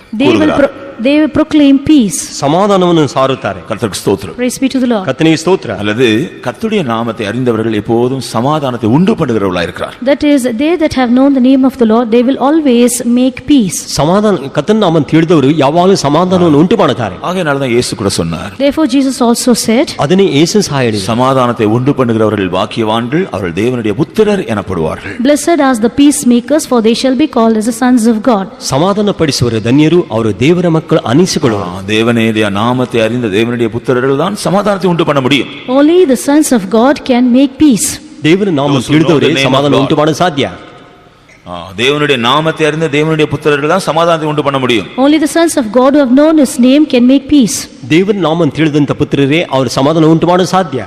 இந்த நாட்டில் நாம் நம்முடைய ஜீவியத்தை கவனித்து பார்க்கும் பொழுது நாம் சமாதானத்தை உண்டு பண்ணுகிறவர்களா இருக்கிறோமா அல்லது சமாதானத்தை கெடுக்கிறவர்களா இருக்கிறோமா? These days when we consider our lives, do we make peace or do we destroy peace? ಈ ದಿನಗಳಲ್ಲಿ ನಮ್ಮ ಜೀವಿತ ನೋಡುವಾಗ ನಾವು ಸಮಾಧಾನ ಉಂಟು ಮಾಡುತ್ತೇವೋ ಅಲ್ಲದೆ ಕೆಡಿಸುವವರಾಗಿದ್ದೇವೆ. சில தேவனுடைய பிள்ளைகள் தேவனை பற்றி ஒரு சரியான அறிவில்லாதபடியினால் தான் அடிக்கடி அவர்கள் சமாதான கேடுகளை உண்டாக்கி கொண்டிருக்கிறார். Few people of God, because they do not have a proper understanding of the Lord, they always destroy peace. ಕೆಲವು ದೇವರ ಮಕ್ಕಳು ದೇವರ ನಾಮ ಸರಿಯಾಗಿ ತಿಳಿದುಕೊಳ್ಳುವ ನಿಮಿತ್ತವಾಗಿ ಅವರು ಸಮಾಧಾನ ಕೇಡನ್ನು ಉಂಟು ಮಾಡುತ್ತಾರೆ. நாம் அவரை அறிந்திருக்காவிட்டால் தேவன் நம்மை நான் உன்னை அறிந்திருக்கிறேன் என்று சொல்ல மாட்டார். If we had not known him, the Lord will say that I have not known him. ನಾವು ದೇವರನ್ನು ತಿಳಿದುಕೊಳ್ಳದೆ ಹೋದರೆ ಆತ ನಿಮ್ಮನ್ನು ಅರಿಯೇನೆ ಎಂಬುದಾಗಿ ಹೇಳುವನು. நாம் அவரை அறிந்திருக்காவிட்டா ஆண்டவர் சொல்வார் நானும் உன்னை அறியேன். If we do not know him, the Lord will say I do not know him. ನಾವು ದೇವರನ್ನು ಅರಿಯದೆ ಹೋದರೆ ಆತ ನಿಮ್ಮನ್ನು ನಾನು ಅರಿಯೇನೆ ಅಂತ ಹೇಳುವನು. தேவனுடைய நாமத்தை சரியாக அறியாமல் நாம் சமாதானத்தை கெடுக்கிறவளா இருந்து கொண்டிருந்தால் ஒரு நாள் நம்மை பார்த்து கர்த்தர் சொல்லுவார் நான் உன்னை அறியேன். So if we do not have a proper understanding of the Lord and if you don't have the proper understanding about the name of the Lord and if you are always disturbing the peace of others, one fine day the Lord will look at it and say, I know you not. ನಾವು ದೇವರ ನಾಮವನ್ನು ಸರಿಯಾಗಿ ತಿಳಿದುಕೊಳ್ಳದೆ ಸಮಾಧಾನ ಕೆಡಿಸಿಕೊಳ್ಳುತ್ತಿರುವುದಾದರೆ ಒಂದಿನ ದೇವರು ನಮ್ಮನ್ನು ನೋಡಿ ನಾನು ನಿಮ್ಮನ್ನು ಅರಿಯೇನೆ ಎಂಬುದಾಗಿ ಹೇಳುವನು. நாம் அந்த விஷயத்தில் ஜாக்கிரதையா இருக்க வேண்டும். We need to be careful in this matter. ನಾವು ಆ ವಿಷಯದಲ್ಲಿ ಜಾಗರೂಕರಾಗಿ தெளிவாக படிக்கிறோம், கர்த்தருடைய நாமத்தை அறிந்தவர்கள் சமாதானத்தை கூறுவார்கள். Here we clearly read that they that have known the name of the Lord will proclaim peace. ದೇವರ ವಾಕ್ಯದ ಸ್ವಚ್ಛವಾಗಿ ಓದುತ್ತೇವೆ, ಸಮಾಧಾನವನ್ನು ಅವರು ಸಾರುತ್ತಾರೆ. சமாதானம் மாத்திரமல்ல, Not only peace, ಸಮಾಧಾನ ಮಾತ್ರವಲ್ಲ, அதே வசன பார்க்க நற்காரியங்களை சுவிசேஷமாக அவர்கள் அறிவிப்பார்கள். in the same verse we read they would proclaim good tidings as gospel. ಅದೇ ವಾಕ್ಯದ ಓದುತ್ತೇವೆ ಒಳ್ಳೆ ಕಾರ್ಯಗಳನ್ನು ಸುವಾರ್ತೆಯಾಗಿ ಸಾರುತ್ತಾರೆ. அல்லது கர்த்தருடைய நாமத்தை அறிந்தவர்கள் எப்போதும் நல்ல காரியங்களை தான் பேசுவார்கள். Or else they that have known the name of the Lord will always speak good things. ಕರ್ತನ ನಾಮವನ್ನು ತಿಳಿದವರು ಯಾವಾಗಲೂ ಶುಭ ಕಾರ್ಯಗಳನ್ನು ಹೇಳುತ್ತಾರೆ. தீமையான காரியங்கள் அவருடைய வாயிலிருந்து வராது. Evil things will not proceed out of their mouth. ಕೆಟ್ಟ ಕಾರ್ಯಗಳು ಅವರ ಬಾಯಿಂದ ಬರುವುದಿಲ್ಲ. பொல்லாத காரியங்கள் அவருடைய வாயிலிருந்து வராது. Wicked things will not come out of their mouth. ದುಷ್ಟ ಕಾರ್ಯಗಳು ಅವರ ಬಾಯಿಂದ ಬರುವುದಿಲ್ಲ. தூஷணங்கள் அவருடைய வாயிலிருந்து வராது. Blasphemies will not come out of their mouth. ದೂಷಣವು ಅವರ ಬಾಯಿಂದ ಬರುವುದಿಲ್ಲ. குற்றச்சாட்டுகள் அவருடைய வாயிலிருந்து வராது. Accusing others will not come out of their mouths. ತಪ್ಪೊರಿಸುವುದು ಅವರ ಬಾಯಿಂದ ಬರುವುದಿಲ್ಲ. மற்றவர்களை ஆக்கினைக்குள்ளாக தீர்க்கக்கூடிய காரியங்கள் அவருடைய வாயிலிருந்து வராது. The things of condemning others would not come out of their mouth. ಬೇರೆಯವರನ್ನು ದಂಡೆಯನ್ನು ಒಳಪಡಿಸುವುದು ಅವರ ಬಾಯಿಂದ ಬರುವುದಿಲ್ಲ. இந்த நாட்டில் நாம் என்ன பேசுகிறோம் என்கிறதிலிருந்தே நாம் தேவனுடைய நாமத்தை அறிந்தவர்களா இல்லையா என்று நாம் தீர்மானித்துக் கொள்ளலாம். These days from what we speak we can find out as to whether we have known his name or not. ಈ ದಿನಗಳಲ್ಲಿ ನಾವು ಮಾತನಾಡುವ ಮಾತಿನಿಂದಲೇ ನಾವು ದೇವರ ನಾಮವನ್ನು ತಿಳಿದಿದ್ದೀವೋ ಇಲ್ಲವೋ ಎಂಬುದಾಗಿ ತಿಳಿದುಕೊಳ್ಳಬಹುದು. மற்றவர்கள் எப்போதும் குற்றம் பேசிக் கொண்டிருக்கிறவர்களாக அற்பமா நினைக்கிறவர்களா அற்பமா பேசிக் கொண்டிருந்தா நாம் கர்த்தருடைய நாமத்தை அறிந்தவர்கள் அல்ல. So if we would always keep despising others and finding out their faults, we are people who have not known his name. ನಾವು ಯಾವಾಗಲೂ ಬೇರೆಯವರನ್ನು ದೂರ ಎಳುವುದು, ತಪ್ಪಾಗಿ ಎಣಿಸುವುದು, ಅಲ್ಪವಾಗಿ ಎಣಿಸುವುದಾದ್ರೆ ನಾವು ದೇವರ ನಾಮವನ್ನು ತಿಳಿದುಕೊಂಡಿಲ್ಲ. சிலர் இந்த நாட்டில் தங்களுடைய ஜீவியத்தில் ஏதோ ரொம்ப உன்னதத்தில் இருக்கிற ஆவிக்குரியவர்கள் என்று நினைத்துக் கொண்டு வஞ்சிக்கப்பட்டு கொண்டிருக்கிறார்கள். Some of them they are deceiving themselves thinking that they are in high place. ಈ ದಿನಗಳಲ್ಲಿ In ಕೆಲವರು the spiritual life they think they are in the peak. Spiritually they think that they are in a high peak. ಕೆಲವರು ಆತ್ಮಿಕ ಜೀವಿತ ಉನ್ನತವಾದ ಪರಿಶುದ್ಧತೆಯನ್ನು ತಿಳಿದು ತಮ್ಮನ್ನು ವಂಚಿಸಿಕೊಳ್ಳುತ್ತಿದ್ದಾರೆ. ஆனால் எப்போதும் மற்றவர்களை அலட்சியப்படுத்துவது, Despising others always. ಬೇರೆಯವರನ್ನು ಯಾವಾಗಲೂ ಅಲಕ್ಷ್ಯ ಮಾಡುವುದು. சிலரெல்லாம் பார்த்தாலே உள்ள அப்படியே எரிச்சல் வருது. Whenever they see others they have சிலர் not some some of them when they see others they have envy in them. ಕೆಲವರು ನೋಡಿದ ಕೂಡಲೇ ಒಳಗೆ ಉರಿ ಉಂಟಾಗುವುದು. சிலரை பற்றி கேட்டாலே உடனே அவருடைய வாயில தூஷணம் குற்றச்சாட்டு தான் வருது. As soon as they hear few about some of them, immediately they find fault and have blasphemies in their mouth. ಕೆಲವರನ್ನು ಕೇಳಿದ ಕೂಡಲೇ ದೂಷಣವು ಕೆಟ್ಟ ಮಾತುಗಳ ಬಾಯಿ ಬರುತ್ತದೆ. இப்பொழுது நம்ம அதெல்லாம் செய்து கொண்டே இருக்கலாம். Perhaps we may be doing all this now. ಈಗ ನಾವು ಮಾಡುತ್ತಿರಬಹುದು. இவைகளெல்லாம் நாம் rectify பண்ணாவிட்டா, If we do not rectify all these, ಇದನ್ನು ನಾವು ಸಿದ್ಧಿಗೆ ತರದೆ ಹೋದರೆ ஒரு நாள் நாம் அதிர்ச்சி அடையக்கூடிய காரியத்தை தான் கர்த்தருடைய வாயிலிருந்து கேட்போம். one time One day we will hear from the Lord by which we will be shocked. ಒಂದು ದಿನ ನಾವು ವಿಸ್ಮಯಗೊಳ್ಳುವಂತ ಮಾತನ್ನು ಕರ್ತನ ಬಾಯಿಂದ ನಾವು அவர் ಕೇಳುತ್ತೇವೆ. சொல்லுவார், நீ என்னுடைய நாமத்தை அறியவில்லை, ஆகையால் தான் தூஷணங்களும் குற்றச்சாட்டும் உன்னுடைய ஜீவியத்தில் வந்தது, நானும் உன்னை அறியவில்லை. he would say that you are a stranger, you have not known my name, only blasphemies and finding fault is seen you knew, therefore I know you not. ನೀನು ನನ್ನನ್ನು ತಿಳಿದಿಲ್ಲ, ನಿನ್ನ ದೂಷಣ ಬಾಯಿ ನಿನ್ನ ಬಾಯಿಂದ ಹೊರಟಿತು, ಆದರೆ ನಾನು ನಿನ್ನನ್ನು ತಿಳಿದಿಲ್ಲ ಎಂಬುದಾಗಿ ಹೇಳುತ್ತಾನೆ. நம்மை பற்றி கர்த்தர் அப்படி சொல்லுவார் என்றால், நாம் இந்த நாட்டில் கர்த்தருக்காக பிரயாசப்படுறதுனால ஏதாவது பிரயோஜனம் இருக்கா? If the Lord would say this about us, the laboring for the Lord these days, is there any use of this? ಕರ್ತನ ಬಾಯಿಂದ ಆ ಮಾತು ಹೊರಡುವುದಾದ್ರೆ ನಾವು ಈ ದಿನಗಳಲ್ಲಿ ಕರ್ತನಿಗಾಗಿ ಪ್ರಯಾಸಪಟ್ಟು ಯಾವುದೋ ಪ್ರಯೋಜನವಿದೆಯಾ? என்னுடைய நாமத்தை அவன் அறிந்திருக்கிறான். He hath known my name. ನನ್ನ ನಾಮವನ್ನು ಆತನು ಅರಿತಿದ್ದಾನೆ. இங்க சங்கீதக்காரனை குறித்து கர்த்தர் அப்படி சொல்கிறார். Concerning the psalmist, the Lord says this. ಕೀರ್ತನೆಗಾರನ ನೋಡಿ ಕರ್ತನ ಆ ರೀತಿ ಹೇಳುತ್ತಾನೆ. உங்களையும் என்னையும் குறித்து கர்த்தர் அப்படி சொல்ல முடியுமா? Looking at you and me, concerning you and me, can the Lord say இவர்கள் this? என் நாமத்தை அறிந்திருக்கிறார்கள். They have known my name. ಇವನು ನನ್ನ ನಾಮವನ್ನು ತಿಳಿದಿದ್ದಾರೆ. நாம் கர்த்தருடைய நாமத்தை அறிந்திருக்கிறோம் என்று கர்த்தர் சொல்ல வேண்டும் என்றால், இந்த அனுபவங்களை நம்முடைய ஜீவியத்தில் நாம் பயிற்சி செய்ய வேண்டும். If the Lord has to say that they have known my name, we have known his name. We have known his name. We need to practice all these experiences in our life. ಇವರು ನನ್ನ ನಾಮವನ್ನು ಅರಿತಿದ್ದಾನೆ ಎಂಬುದಾಗಿ ಕರ್ತನ ಸಾಕ್ಷಿ ಕೊಡಬೇಕಾದ್ರೆ ಈ ದಿನಗಳ ಇದನ್ನು ತರಬೇತಿ ಅಭ್ಯಾಸ ಮಾಡಿಕೊಳ್ಳಬೇಕು. அவருடைய நாமத்தை அறிந்திருக்கிறபடியால் என்ன சம்பவிக்கிறது? Because they have known his name, what happens? ಆತನ ನಾಮವನ್ನು ತಿಳಿದ ನಿಮಿತ್ತವಾಗಿ ಏನು ಸಂಭವಿಸುತ್ತದೆ? கர்த்தர் சொல்கிறார், நான் அவர்களை உயர்ந்த அடைக்கலத்தில் வைப்பேன். The Lord says, I will place him on high. ಕರ್ತನು ಹೇಳುತ್ತಾನೆ, ಅವರು ಉನ್ನತ ಸ್ಥಾನದಲ್ಲಿ ಇಡುವೆನು. அடைக்கலம் மாத்திரமல்ல, உயர்ந்த அடைக்கலம், lofty refuge. Not only a refuge but a lofty refuge. ಅವರು ಆಶ್ರಯಗಿರಿಯಲ್ಲಿ ಇಡುವೆನು ಅಂತ ಹೇಳಿ. உயர்ந்த அடைக்கலம், அங்க ஆபத்துக்கு இடமே கிடையாது. So he sets us on a lofty refuge. There is no place for any trouble. ಉನ್ನತವಾದ ಆಶ್ರಯದಲ್ಲಿ ಇಡುತ್ತೇನೆ ಎಂಬುದಾಗಿ ಹೇಳ್ತಾನೆ. கர்த்தருக்கு ஸ்தோத்திரம். Praise be to the Lord. ಕರ್ತನಿಗೆ ಸ್ತೋತ್ರ. அந்த உயர்ந்த அடைக்கலத்தில் நாம் இருக்கும் பொழுது, When we are seen on that lofty refuge, ಆ ಉನ್ನತವಾದ ಆಶ್ರಯದಲ್ಲಿ ಇರುವಾಗ அங்கே நாம் அனுபவிக்கக்கூடிய சில காரியங்கள் உண்டு. and there are few experiences that we need to experience from that place. ಅಲ್ಲಿ ನಾವು ಉನ್ನತವಾದ ಅನುಭವ ಅನುಭವಿಸಲಿದೆ. 59ஆம் சங்கீதத்தில் நாம் படிக்கும் பொழுது, When reading Psalms 59, 59ನೇ ಅಧ್ಯಾಯದಲ್ಲಿ ಓದುವಾಗ நாம் உயர்ந்த அடைக்கலத்தில் இருக்கும் பொழுது, when we are seen on the high lofty refuge, ನಾವು ಉನ್ನತ ಆಶ್ರಯದಲ್ಲಿ ಇರುವಾಗ நாம் தேவனுடைய வல்லமையை அங்கே நாம் பார்க்கலாம். there we can see the power of God. ಅಲ್ಲಿ ನಾವು ದೇವರ ಶಕ್ತಿಯನ್ನು ನೋಡಬಹುದು. அல்லது தேவனுடைய பலனை நாம் அங்கே காணலாம் என்று படிக்கிறோம். We read that we can see the strength of the Lord there. ಅಲ್ಲಿ ದೇವರ ಬಲವನ್ನು ಕಾಣಬಹುದು. உயர்ந்த அடைக்கலத்தில் இருக்கிறவர்கள் தேவனுடைய பலனை அவர்கள் அனுபவிக்கிறவர்களாக இருக்கிறார். They that are seen on the lofty refuge, they are people who experience His strength. ದೇವರ ಉನ್ನತ ಆಶ್ರಯದಲ್ಲಿ ಇರುವರು ದೇವರ ಶಕ್ತಿಯನ್ನು ಅನುಭವಿಸುವರು. அதே சங்கீதம் 16ஆம் வசனத்தை நாம் படிக்கும் பொழுது, In the same Psalm, reading verse 16, ಅದೇ ಕೀರ್ತನೆಯಲ್ಲಿ 16ನೇ ವಾಕ್ಯದಲ್ಲಿ ಓದುವಾಗ உயர்ந்த அடைக்கலத்தில் இருக்கிறவர்களுக்கு ஒரு பாட்டு இருக்கிறதா. they that are seen on the lofty refuge, there is a song for them. ಆ ಉನ್ನತ ಆಶ್ರಯದಲ್ಲಿ ಇರುವವರಿಗೆ ಒಂದು ಹಾಡು ಸಹ ஏதோ ஒரு விஷயத்தை குறித்து அவர்கள் பாடுகிறார்கள். They sing about some matter. ಅವರು ಆ ವಿಷಯ ಕುರಿತು ಹಾಡುತ್ತಾರೆ. எதை குறித்து பாடுகிறார்கள்? About what do they sing? ಏನು ಕುರಿತು ಹಾಡುತ್ತಾರೆ? தேவனுடைய வல்லமையை குறித்தும் தேவனுடைய இரக்கத்தை குறித்தும் பாடுகிறார்கள். They sing about the power and mercy of God. ದೇವರ ಕನಿಕರವನ್ನು ಕುರಿತು ದೇವರ ಬಲವನ್ನು ಕುರಿತು ಹಾಡುವರು. தேவனுடைய வல்லமை இரக்கத்தை குறித்து அவர்கள் பாட வேண்டும் என்றால் எவ்வளவு அதிகமாக அதை அவர்கள் என்ஜாய் பண்ணுகிறார்கள். If they have to sing about the power and mercy of God, how much should they enjoy it? ಅವರು ದೇವರ ಕನಿಕರವನ್ನು ಬಲವನ್ನು ಕುರಿತು ಆಡಬೇಕಾದ್ರೆ ಅವರು ಅದರಲ್ಲಿ ಎಷ್ಟು ಆನಂದಿಸುತ್ತಾರೆ. உயர்ந்த அடைக்கலத்துல தேவனுடைய வல்லமையை தேவனுடைய இரக்கத்தை அனுபவித்து அது நிறைவுதான் அவர்களை பாட செய்கிறது. So the power and the mercy of God they experience in the high refuge makes them to sing. ದೇವರ ಉನ್ನತ ಆಶ್ರಯದಲ್ಲಿ ಆತನ ಕನಿಕರವನ್ನು ಆತನ ಬಲವನ್ನು ಅನುಭವಿಸುವರೆ ಆ ತುಂಬುವಿಕೆಯಿಂದ ಆಡುವಂತೆ ಮಾಡುತ್ತದೆ. கர்த்தருக்கு ஸ்தோத்திரம். Praise be to the Lord. ಕರ್ತನಿಗೆ ಸ್ತೋತ್ರ. கர்த்தரை அறிந்தவர்களை கர்த்தர் அப்படி ஆசீர்வதிக்கிறார். They that have known the Lord, in this way He blesses them. ಕರ್ತನ ತಿಳಿದವರು ಕರ್ತನ ಆ ರೀತಿ ಆಶೀರ್ವದಿಸುತ್ತಾನೆ. 62ஆம் சங்கீதம் 2ஆம் வசனத்தை படித்தால், When reading Psalm 62 verses 2, 62ನೇ ಕೀರ್ತನೆ 2ನೇ ವಾಕ್ಯವನ್ನು ಓದುವಾಗ உயர்ந்த அடைக்கலத்தில் இருக்கிறவர்களுக்கு இன்னொரு அனுபவம் உண்டு. those who are in the high refuge, there's another experience for them. ಉನ್ನತ ದುರ್ಗದಲ್ಲಿ ಇರುವವರು ಇನ್ನೊಂದು ಅನುಭವ ಇದೆ. அதிகமாய் அசைக்கப்படுவதில்லை. They shall not be greatly moved. ಅವರು ಗದಲಿಸಲ್ಪಡುವುದಿಲ್ಲ. எப்போதும் அவர்களுக்குள்ள அசைவுகள் கிடையாது. Now there is no shaking in them. ಈಗ ಅವರಲ್ಲಿ ಗದರುವಿಕೆ ಇಲ್ಲ. காரணம் உயர்ந்த அடைக்கத்தில் இருக்கும் பொழுது அவர்களை தேவன் ஸ்திரப்படுத்துகிறார், உறுதிப்படுத்துகிறார். The reason is that when they are seen in their lofty refuge, the Lord establishes them and they are made firm. ಕಾರಣವಾಗಿ ಉನ್ನತ ಆಶ್ರಯದಲ್ಲಿರುವುದನ್ನ ದೇವರು ಅವನು ದೃಢಪಡಿಸುತ್ತಾನೆ, ಬಲಪಡಿಸುತ್ತಾನೆ. சில வேளையில சில நீண்ட வருஷங்கள் அனுபவம் உள்ளவர்களாக இருந்தாலும் சில தேவனுடைய பிள்ளைகள் சில காரியங்களை பார்க்கும் பொழுது சில காரியங்களை கேட்கும் பொழுது அசைக்கப்பட்டு விடுகிறார்கள். Few people of God, although they are in this faith for long years, when they hear few things, see few things, they are shaken. ದೀರ್ಘ ಕಾಲವಾಗಿ ಈ ನಂಬಿಕೆಯಲ್ಲಿ ಬಂದ ದೇವರ ಮಕ್ಕಳು ಕೆಲವು ಕಾರ್ಯಗಳನ್ನು ಕೇಳುವಾಗ ಅವರು ಗದರಿಸಲ್ಪಡುತ್ತಾರೆ. ஒரு விதத்துல இந்த கடைசி நாட்ல கர்த்தர் சொல்லி இருக்கிறார், நான் எல்லாவற்றையும் அசைப்பேன். In one way, the Lord has said, in the last days I will shake all things.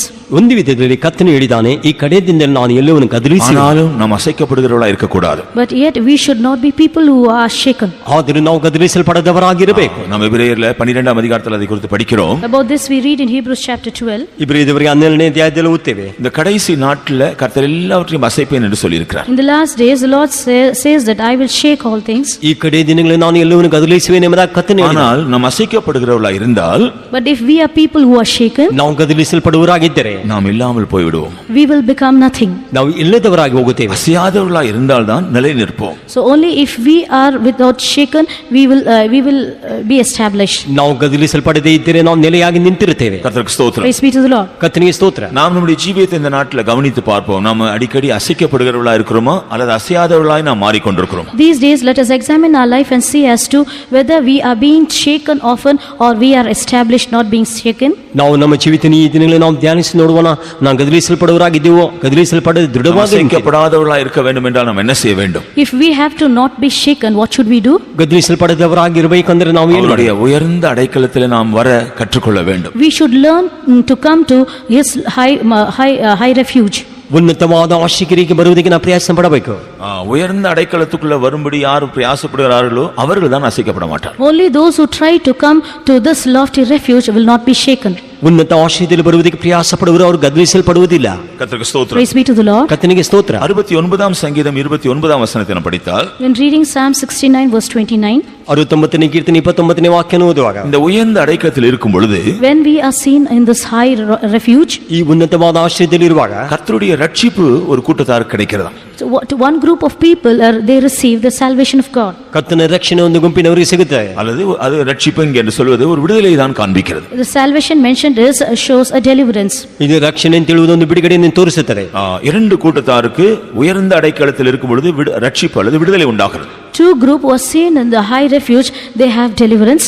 ಎರಡು ಗುಂಪಿನವರಿಗೆ ಆ ಉನ್ನತ ಆಶ್ರಯದಲ್ಲಿ ಇರುವಾಗ ಬಿಡುಗಡೆ ಉಂಟಾಗುತ್ತದೆ. சிறுமையானவர்கள் அல்லது எளிமையானவர்கள், The poor or the needy, ಅವರು ಬಡವರು ಇಲ್ಲಂದ್ರೆ துயரப்படுகிறவர்கள், துக்கத்தில் இருக்கிறவர்கள், they that sigh and they that are in sorrow. ದುಃಖದಲ್ಲಿ ವೇದನೆಯಲ್ಲಿ ಇರುವವರು. கர்த்தருக்கு ஸ்தோத்திரம். Praise be to the Lord. ಕರ್ತನಿಗೆ ಸ್ತೋತ್ರ. சிறுமையானவர்களுக்கும் துயரப்படுகிறவர்களுக்கும் உயர்ந்த அடைக்கலத்தில் இருக்கும் பொழுது ஒரு ரட்சிப்பு உண்டாகிறது. So they that are poor and sorrowful, when they are seen in the lofty refuge, they have a salvation. ಸಂಕಟದಲ್ಲಿ ಕಷ್ಟದಲ್ಲಿ ಇರುವವರು ಉನ್ನತ ಆಶ್ರಯದಲ್ಲಿ ಇರುವಾಗ ಅವರಿಗೆ ಬಿಡುಗಡೆ ಉಂಟಾಗುತ್ತದೆ. கர்த்தருக்கு ஸ்தோத்திரம். Praise be to the Lord. ಕರ್ತನಿಗೆ ಸ್ತೋತ್ರ. நம்முடைய ஜீவிதத்தில் அடிக்கடி துக்கங்கள் துயரங்கள் வருகிறது உண்டு. In our lives we frequently face sorrows and sighings. ನಮ್ಮ ಜೀವಿತದಲ್ಲಿ ದುಃಖಗಳು ವೇದನೆ ಬರುವುದು ಉಂಟು. பல சந்தர்ப்பங்களில் நாம் சிறுமைப்படுத்தப்படுற சூழ்நிலைகள் நமக்கு வருகிறது உண்டு. Sometimes there are circumstances where we are humiliated. ಕೆಲವು ಸಂದರ್ಭದಲ್ಲಿ ಕುಗ್ಗಿಸಲ್ಪಡುವಂತಹ ಸನ್ನಿವೇಶಗಳು ಬರುತ್ತದೆ. இதிலிருந்து நாம் எப்படி நாம் விடுதலை பெற முடியும்? How can we be delivered from all these? ಇವುಗಳಿಂದ ನಾವು ಯಾವ ರೀತಿ ಬಿಡಿಸಲು ಸಾಧ್ಯ? கர்த்தர் சொல்கிறார், என்னுடைய உயர்ந்த அடைக்கலத்தில் இருந்தால் இவைகளிலிருந்தெல்லாம் உனக்கு ஒரு ரட்சிப்பு கிடைக்கும். The Lord says, if you are seen on the lofty refuge, you will have deliverance from all these things. ಕರ್ತನು ಹೇಳುತ್ತಾನೆ, ನನ್ನ ಉನ್ನತವಾದ ಆಶ್ರಯದಲ್ಲಿ ಇರುವುದಾದ ಇವುಗಳಿಂದ ಬಿಡುಗಡೆ ಉಂಟಾಗುತ್ತದೆ. கர்த்தருக்கு ஸ்தோத்திரம். Praise be to the Lord. ಕರ್ತನಿಗೆ ಸ್ತೋತ್ರ. 144ஆம் சங்கீதம் 2ஆம் வசனத்தை படித்தால், If you would read Psalms 144 verse 2, 144ನೇ ಕೀರ್ತನೆ 2ನೇ ವಾಕ್ಯವನ್ನು ಓದುವಾಗ, உயர்ந்த அடைக்கலத்தில் இருக்கும் பொழுது, when we are seen in the high refuge, ಉನ್ನತ ಆಶ್ರಯದಲ್ಲಿ ಇರುವಾಗ தேவன் தம்முடைய ஜனங்களை நமக்கு கீழ்ப்படுத்துவார். the Lord subdues his people for us. ದೇವರು ತನ್ನ ಜನರನ್ನು ಅಧೀನಪಡಿಸುವನು. நாம் இருக்கிற ஜனங்களை நமக்கு கீழ், நாம் எந்த ஜனங்கள் மத்தியில் இருக்கிறோமோ அவர்களை நமக்கு கீழ்ப்படுத்துவார் என்று சொல்லியிருக்கிறார். He says, amongst which people we are seen, the Lord would subdue them under us. ನಾವು ಯಾವ ಜನರ ಮಧ್ಯದಲ್ಲಿ ಇದ್ದೇವೋ ಆ ಜನರು ನಮಗೆ ಅಧೀನಪಡಿಸುವನು. இன்னொரு விதத்துல சொன்னா, To say in another way, ಇನ್ನೊಂದು ವಿಧದಲ್ಲಿ ಹೇಳಿದ, அவர்கள் கீழ்ப்படுத்தப்படுகிறார்கள் சொன்னா நாம் என்ன செய்கிறோம்? நாம் உயர்த்தப்படுகிறோம். so when they are subdued, we are exalted. ಅವರು ಅಧೀನಪಡಿಸುತ್ತಾರೆ ಅಂದ್ರೆ ನಾವು ಉನ್ನತಿಗೆ நாம் ಏರಿಸಲ್ಪಡುತ್ತೇವೆ. இருக்கிற ஜனங்கள் நடுவில தேவன் நம்மை உயர்த்தி கனப்படுத்துவார். Amidst the people where we are, the Lord would exalt us. ನಾವು ಇರುವಂತ ಜನರ ಮಧ್ಯದಲ್ಲಿ ಕರ್ತನು ನಮ್ಮ ಉನ್ನತಿಗೆ அவருடைய ಏರಿಸುವ உயர்ந்த அடைக்கலத்தில் இருக்கிற ஜனங்களை உயர்ந்த அடைக்கலத்தில் இருக்கிறவர்களை கர்த்தர் அவர் இருக்கிற இடங்களிலேயே உயர்த்துவார். The people who are seen in the lofty refuge, in the very place they are seen, the Lord would exalt them. ಉನ್ನತ ಸ್ಥಾನದಲ್ಲಿ ಇರುವಂತ ಜನರು ತಾವು ಇರುವಂತ ಜನರ ಮಧ್ಯದಲ್ಲಿ ಉನ್ನತಿಗೆ ಏರಿಸಲ್ಪಡುತ್ತಾರೆ. கர்த்தர் அவருடைய பலனை நாம் காண வேண்டும் என்று விரும்புகிறார். The Lord desires that we should behold His strength. ಕರ್ತನು ತನ್ನ ಶಕ್ತಿಯನ್ನು ತೋರಿಸಲು ಇಷ್ಟಪಡುತ್ತಾನೆ. அவருடைய வல்லமையும் இரக்கத்தையும் அனுபவித்து அதை குறித்து நாம் பாட வேண்டும் என்று அவர் விரும்புகிறார். He desires that we experience His power and mercy and sing about that. ಆತನ ಕನಿಕರವನ್ನು ಆತನ ಬಲವನ್ನು ಅನುಭವಿಸಿ ಆಡಬೇಕೆಂಬುದಾಗಿ நாம் ಇಷ್ಟಪಡುತ್ತಾನೆ. அசைக்கப்படாமல் இருக்க வேண்டும் என்று அவர் விரும்புகிறார். He desires that we be not shaken. ನಾವು ಗದರಿಸಲ್ಪಡದೆ ಇರಬೇಕೆಂಬುದಾಗಿ ಇಷ್ಟಪಡುತ್ತಾನೆ. நாம் சிறுமைப்பட்டவர்களும் துயரப்பட்டவர்களுமாய் இருக்கிற நமக்கு ஒரு ரட்சிப்பை தர விரும்புகிறார். He desires to give us salvation, we who are poor and needy. ಇಕ್ಕಟ್ಟಿನಲ್ಲಿರುವರು ದುಃಖದಲ್ಲಿರುವವರಿಗೆ ಸಂತೋಷವನ್ನು ಬಿಡುಗಡೆ ಕೊಡಲಿದ್ದಾನೆ. சிறுமைப்பட்டவர்களும் துயரப்படுகிறவர்களுமாய் இருக்கிறவர்களுக்கு ரட்சிப்பை தர விரும்புகிறார். He desires to give salvation to those who are poor and sorrowful. ಇಕ್ಕಟ್ಟಿನಲ್ಲಿರುವ ದುಃಖದಲ್ಲಿರುವವರಿಗೆ ಆತನೊಂದು ಬಿಡುಗಡೆಯನ್ನು ಕೊಡುತ್ತಾನೆ. நாம் இருக்கிறதான இடங்களிலேயே நம்மை கர்த்தர் உயர்த்த In விரும்புகிறார். the very places where we have seen, the Lord desires to exalt us.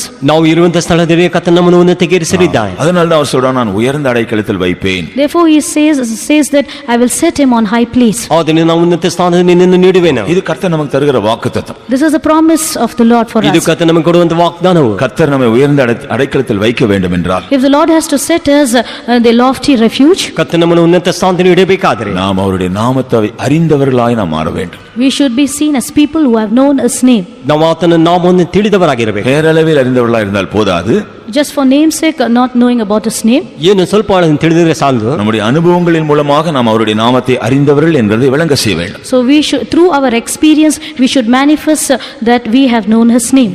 ನಮ್ಮ ಅನುಭವಗಳ ಮೂಲಕವಾಗಿ ನಾವು ಆತನ ನಾಮವನ್ನು ಅರಿತಿದ್ದೇವೆ ಎಂಬುದಾಗಿ ತಿಳಿದುಕೊಳ್ಳುತ್ತೇವೆ. கர்த்தருக்கு ஸ்தோத்திரம். Praise be to the Lord. ಕರ್ತನಿಗೆ ಸ್ತೋತ್ರ. அப்படின்றா கர்த்தர் அந்த வாக்குத்தத்தத்தை நம்முடைய ஜீவிதத்தில் நிறைவேற்ற முடியும். If that is so, the Lord will be able to perform that promise in our lives. ಈಗಿರುವುದಾದ್ರೆ ಆ ವಾಗ್ದಾನ ಕರ್ತನು ನಮ್ಮಲ್ಲಿ ನೆರವೇರಿಸಲು ಆಗುತ್ತದೆ. அடுத்தபடியாக அவர் சொல்கிறார், அவன் என்னை நோக்கி கூப்பிடுவான். Nextly, He says, He will call upon me. ನಂತರ ಕರ್ತನು ಹೇಳ್ತಾ ನಾನು ಅವನನ್ನು ನೋಡಿ ಮೊರೆ ಇಡುವನು. ஒரு பக்கத்துல நாம் எப்போதும் கர்த்தரை நோக்கி கூப்பிடுகிற ஜெபிக்கிற ஜனங்களை காண்பிக்கிறது. On one side, it shows the people of God who always call upon the Lord and pray unto Him. ಒಂದು ವಿಧದಲ್ಲಿ ನಾವು ಕರ್ತನು ನೋಡಿ ಮೊರೆ ಇಡುವವರಾಗಿ ಪ್ರಾರ್ಥಿಸುವವರಾಗಿ ಜನರಾಗಿ ಕಾಣಲ್ಪಡುತ್ತೇವೆ. லூகாஸ் விசேஷம் 18 அதிகாரம் 8 வசனத்தை நான் படித்தால், Reading Luke chapter 18 verse 8. ಲೂಕನ ಸುವಾರ್ತೆ 18:8. தம்மை நோக்கி இரவும் பகலும் கூப்பிடுகிறவர்களாகிய தம்மால் தெரிந்து கொள்ளப்பட்டவர்கள் என்று கர்த்தர் சொல்கிறார். The Lord says, they that continually call upon the Lord, the elect ones who call upon Him day and night. ದೇವರಿಂದ ಆದುಕೊಂಡವರು ಹಗಲಿರುವ ಆತನ ನೋಡಿ ಮೊರೆ ಇಡುತ್ತಾರೆ. நாம் கர்த்தரால் தெரிந்து கொள்ளப்பட்டதான ஒரு கூட்டத்தாராய் மாறும் பொழுதுதான் எப்போதும் அவரை நோக்கி கூப்பிடுகிறவர்களாக இருக்க முடியும். It's only when we are changed as people being chosen by the Lord, we can always call upon Him. ನಾವು ದೇವರಿಂದ ಆರಿಸಿಕೊಳ್ಳಲ್ಪಟ್ಟಂತ ಜನರಾಗಿದ್ದರೆ ಯಾವಾಗಲೂ ಆತನ ಕೂಗುವುದಕ್ಕೆ ನಾವು ಸಾಧ್ಯವಾಗುತ್ತದೆ. நாம் அழைக்கப்பட்ட அனுபவத்தில் இருந்து கொண்டு திருப்திப்பட்டு கொண்டிருந்தால் நாம் அவரை நோக்கி கூப்பிடுகிற அனுபவத்தில் இருக்க முடியாது. If we are satisfied with an experience of being called, we cannot call out Him. ನಾವು ಕರೆಯಲ್ಪಟ್ಟ ಅನುಭವದಲ್ಲಿ ಇರುವುದಾದರೆ ನಾವು ಆತನ ಕೂಗಲಿಕ್ಕೆ ಸಾಧ್ಯವಾಗುವುದಿಲ್ಲ. நாம் தெரிந்து கொள்ளப்பட்ட கூட்டத்தாராய் மாறும் பொழுதுதான் அவரை நோக்கி கூப்பிடுகிறவர்களாக இருக்க முடியும். So only when we are changed as chosen group, we can call upon Him.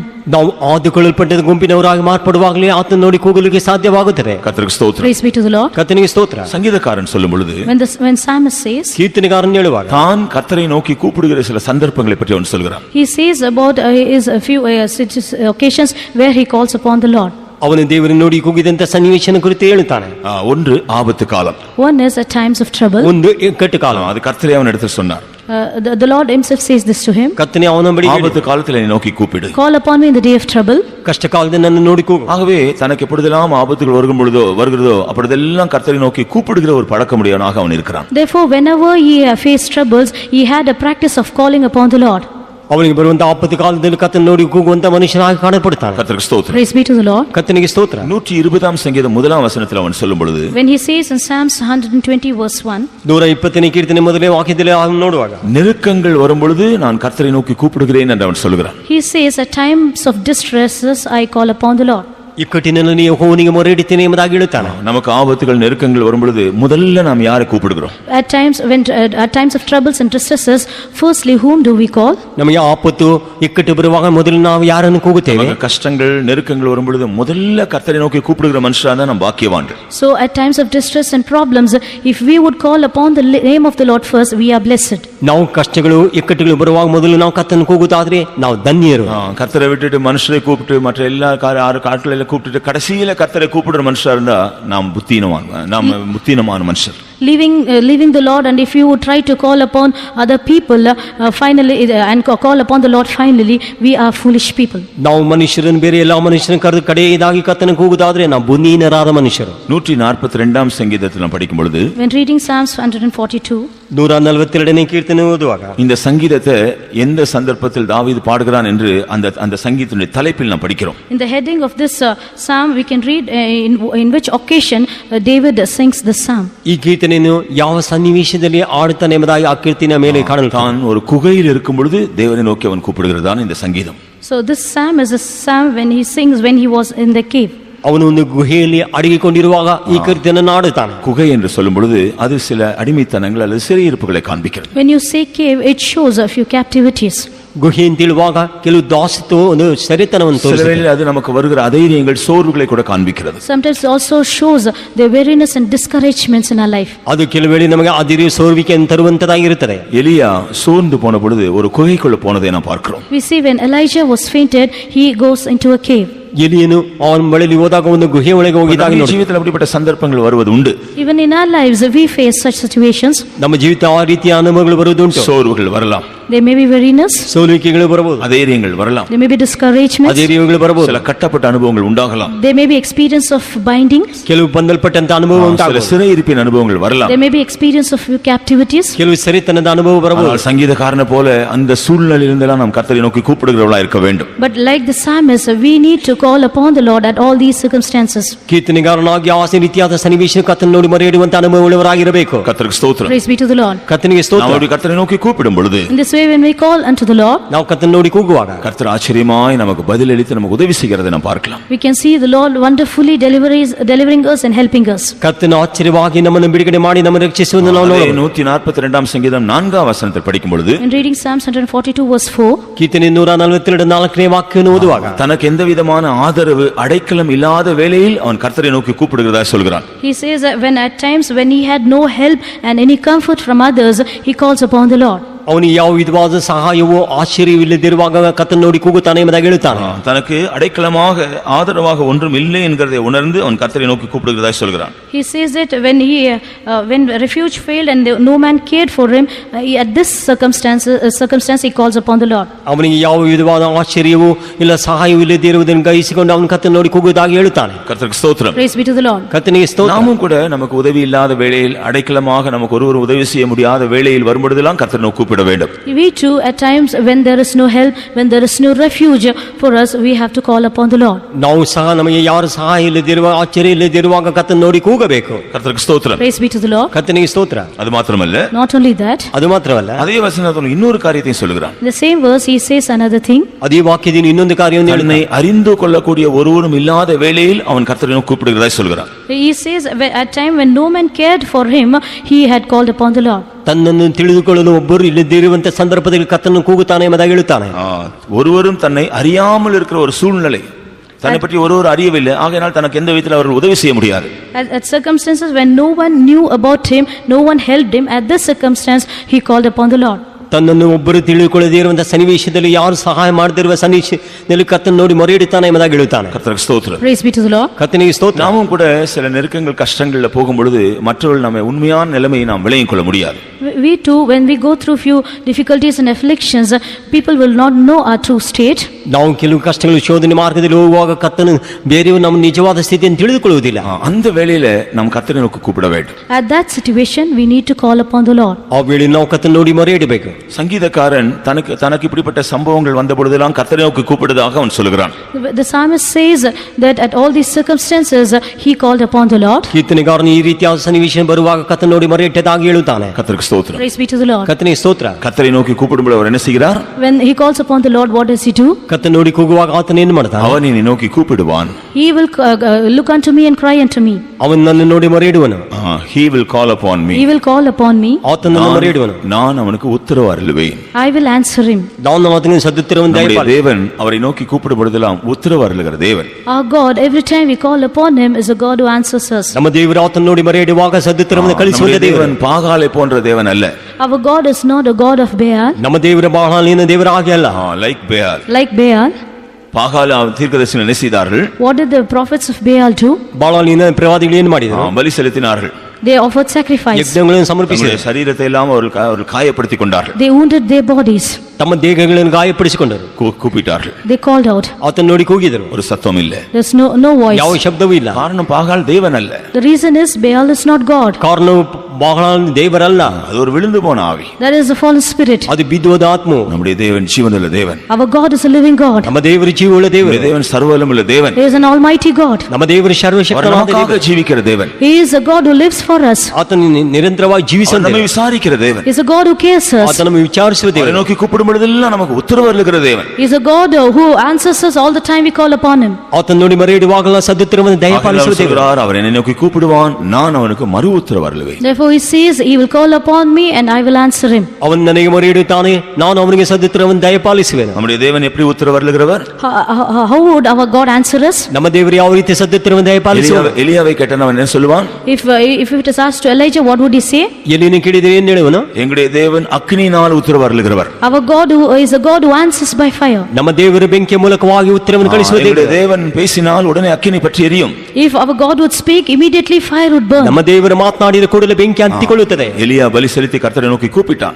Elijah sacrificed and called upon the Lord. ಎಲಿಯ ಯಜ್ಞವನ್ನು ಸಮರ್ಪಿಸಿ ಆ உடனே ಕರ್ತನ ನೋಡಿ அக்கினி ಕೂಗಿದನು. வந்தது. The fire came down. ಕೂಡಲೇ ಬೆಂಕಿ ಬಂದಿತು. தேவன் அக்கினியினால் உத்தரவு அருளினார். The Lord answered him through fire. ಕರ್ತನ ಬೆಂಕಿಯ ಮೂಲಕ ಉತ್ತರವನ್ನು ದಯಪಾಲಿಸಿದನು. எலியா தைரியமாக அந்த பாகால் தீர்க்கதரிசிகள் முன்பாக அவன் சேலஞ்ச் பண்றான். Therefore Elijah boldly he challenges before the prophets of Baal. ಆದ್ದರಿಂದ ಎಲಿಯನು ಧೈರ್ಯವಾಗಿ ಬಾಳಾಲಿನ ಪ್ರವಾದಿ ಮುಂದೆ ಸವಾಲು ಮಾಡುತ್ತಾನೆ. 1 ராஜாக்கள் 18 அதிகாரம் 24 வசனத்தில் In 1 Kings chapter 18 verse 24, ಒಂದು ಅರಸು 18 அக்கினியினால் உத்தரவு அருளுகிற தேவன் தான் உண்மையான தேவன். the God who answers by fire is a true God. ಬೆಂಕಿ ಮೂಲಕವಾಗಿ ಉತ್ತರವು ಕೊಡುವಂತದ್ದು ನಿಜವಾದ ದೇವರು. நம்முடைய தேவனும் கூட உத்தரவு அருளும் பொழுது அக்கினியினால் உத்தரவு அருளுகிறார். Even our God, when he answers us by fire. ನಮ್ಮ ದೇವರು ಬೆಂಕಿ ಮೂಲಕ ಉತ್ತರವು ಕಳಿಸುವ ದೇವರು. தேவன் அக்கினியினால் உத்தரவு அருளும் பொழுது என்ன நடக்கிறது? When God answers us through his fire, what happens? ದೇವರು ಬೆಂಕಿ ಮೂಲಕ ಉತ್ತರ ಕಳಿಸುವಾಗ ಏನು ನಡೆಯುತ್ತದೆ? நமக்குள்ள இருக்கிற சந்தேகங்கள், பயங்கள், கலக்கங்கள் எல்லாம் நீங்கி ஒரு சரியான நம்பிக்கை உண்டாகிறது. All our doubts, fears and confusions is removed from us and we have a hope. ನಮ್ಮಲ್ಲಿರುವಂತ ಸಂದೇಹ, ಅಧೈರ್ಯ, ಭಯವೆಲ್ಲ ನೀಗಿ ನಮ್ಮಲ್ಲಿ ಒಂದು ನಿರೀಕ್ಷೆ ಉಂಟಾಗುತ್ತೆ. இந்த தேவனுடைய ஜனங்கள் இந்த அக்கினியினால் தேவன் உத்தரவு அருளுவதை பார்ப்பதற்கு முன்பாக இரண்டு நினைவுகளோடு குந்தி நடந்தார்கள். The people of God, people of Baal, even before the Lord answered through fire, they were halting between two opinions. இஸ்ரவேல் ஜனங்கள், not Baal. The people of Israelite, even before the Lord answered through fire, they were halted between two opinions. Israel ಜನರು ಬೆಂಕಿ ಮೂಲಕವಾಗಿ ಉತ್ತರವನ್ನು ಕಳಿಸುವ ಮುಂಚಿತವಾಗಿ ಎರಡು ಮಾರ್ಗದಲ್ಲಿ ಕುಂಟಿ ನಡೆಯುವರಾಗಿದ್ದರು. தேவன் அக்கினியில் உத்தரவு அருளினதை பார்த்த பொழுது, As soon as they saw God answering through fire, ದೇವರ ಬೆಂಕಿ ಮೂಲಕವಾಗಿ ಮಾತನಾಡ ಪ್ರಾರಂಭಿಸಿದರು. எல்லாரும் முகம் குப்புற விழுந்து கர்த்தர்தான் தெய்வம் என்று அறிக்கை செய்கிறார்கள். they all bowed down and confessed, saying, "The Lord is God." ಎಲ್ಲರೂ ಬೋರಲಾಗಿ ಬಿದ್ದು ಕರ್ತನೇ ದೇವರೆಂಬುದಾಗಿ ಕರೆದರು. இப்ப ரெண்டு ஒப்பீனியன் இல்ல. Now they don't have two opinions. ಈಗ ಎರಡು ಉದ್ದೇಶವಿಲ್ಲ. கர்த்தர்தான் தெய்வம் என்ற உறுதியான நம்பிக்கை வந்து விட்டது. So now they have a perfect assurance, saying that the Lord is God. ಕರ್ತನೇ ದೇವರೆಂಬ ದೃಢ ನಂಬಿಕೆ ಬಂದಿತು. கர்த்தர் அக்கினினால் நமக்கு உத்தரவு அருளும் பொழுது நமக்கு இருக்கிற எல்லா சந்தேகங்கள், பயங்கள் எல்லாம் நீங்கி ஒரு சரியான நம்பிக்கை உண்டாகிறது. So when the Lord answers us through fire, all our doubts and fears will be removed and we'll have a proper hope in us. ಕರ್ತನ ಬೆಂಕಿ ಮೂಲಕವಾಗಿ ಉತ್ತರ ಕಳಿಸುವಾಗ ನಮ್ಮಲ್ಲಿರುವ ಸಂದೇಹ, ಅಧೈರ್ಯವೆಲ್ಲ ನೀಗಿ ನಮಗೆ ದೃಢತೆ ಉಂಟಾಗುತ್ತದೆ. கர்த்தருக்கு ஸ்தோத்திரம். Praise be to the Lord. ಕರ್ತನಿಗೆ ಸ್ತೋತ್ರ.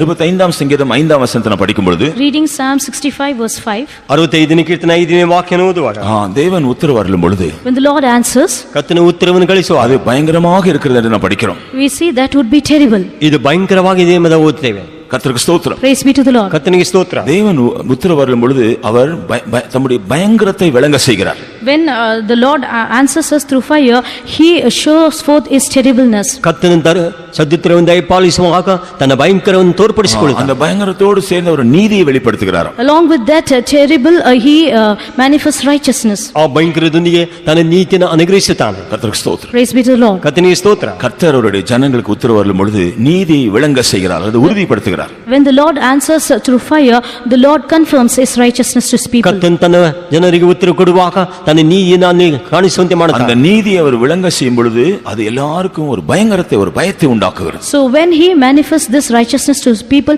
it brings a great terror.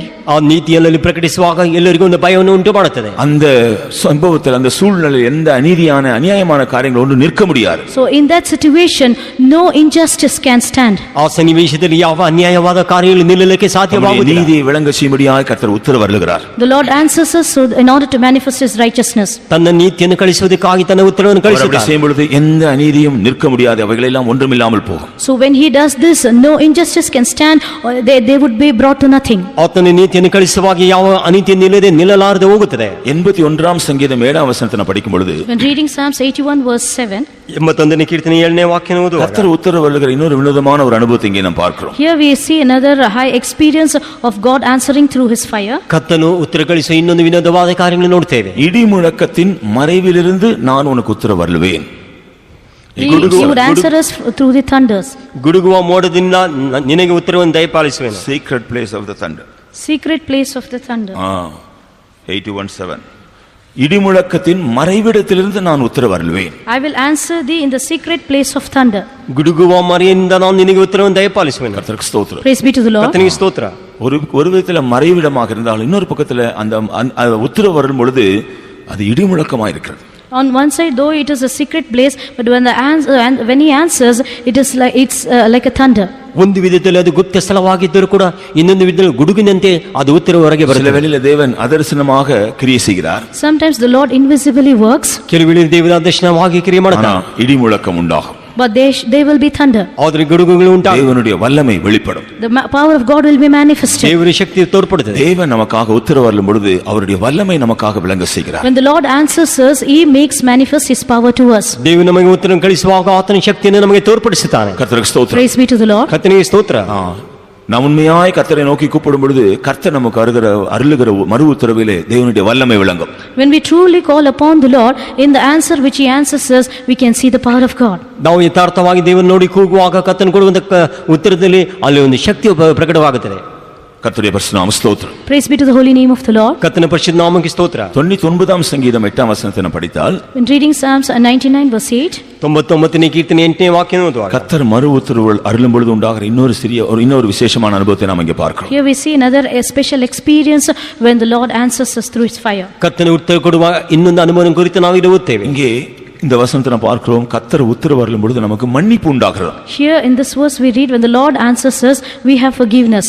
ಇಲ್ಲಿ ಕರ್ತನ ಉತ್ತರವನ್ನು ಗಳಿಸುವಾಗ ನಮಗೆ ಕ್ಷಮಾಪಣೆ ಉಂಟಾಗುತ್ತದೆ. கர்த்தர் நம்மை மன்னிக்கிறார். The Lord forgives us. ಕರ್ತನ ನಮಗೆ ಕ್ಷಮಿಸುತ್ತಾನೆ. சில வேளையில கர்த்தரிடத்தில் நாம் கேட்கும் பொழுது கர்த்தர் நமக்கு உத்தரவு அருள் மூலமாக நமக்கு ஒரு மன்னிப்பை தருகிறார். Sometimes when we ask the Lord, through his answering, he grants us forgiveness. ಕೆಲವು ವೇಳೆ ನಾವು ಕರ್ತನ ನೋಡಿ ಕೇಳುವಾಗ ಕರ್ತನ ಉತ್ತರ ಕಳಿಸುವಾಗ ನಮಗೆ ಕ್ಷಮಾಪಣೆಯನ್ನು ஒரு சந்தர்ப்பத்தில் இஸ்ரவேல் ஜனங்களுக்காக மோசே கர்த்தரிடத்தில் பரிந்து பேசினான். At one occasion, Moses pleaded unto the Lord for the Israelites. ಒಂದು ಸಂದರ್ಭದಲ್ಲಿ ಇಸ್ರಾಯೇಲ್ ಜನರಿಗಾಗಿ ಮೋಶೆ ಮಧ್ಯಸ್ಥಿಕೆಯನ್ನು ಮಾಡಿದನು. கர்த்தர் உத்தரவு அருளினார். The Lord answered. ಕರ್ತನ ಉತ್ತರವನ್ನು ಕಳಿಸಿ உன்னுடைய வார்த்தையின்படியே மன்னித்தேன் என்று சொன்னார். He says, I have forgiven them according to thy word. ನಿನ್ನ ಮಾತಿನ ಅನುಸಾರವಾಗಿ ನಾನು ಕ್ಷಮಿಸುವೆನು. அதோடு நிறுத்தி விடவில்லை. He did not stop with that. ಅದರೊಂದಿಗೆ ನಿಲ್ಲಿಸಲಿಲ್ಲ. அவர் என்ன சொல்றார்? What does he say? ಆತನ ಏನು ಹೇಳ್ತಾನೆ? எந்த ஜாதிகளுக்குள்ளும் செய்யப்படாத அதிசயங்களை நான் உன்னுடைய நடுவில் செய்வேன். He henceforth I shall do great wonders which has not performed in any of the nation.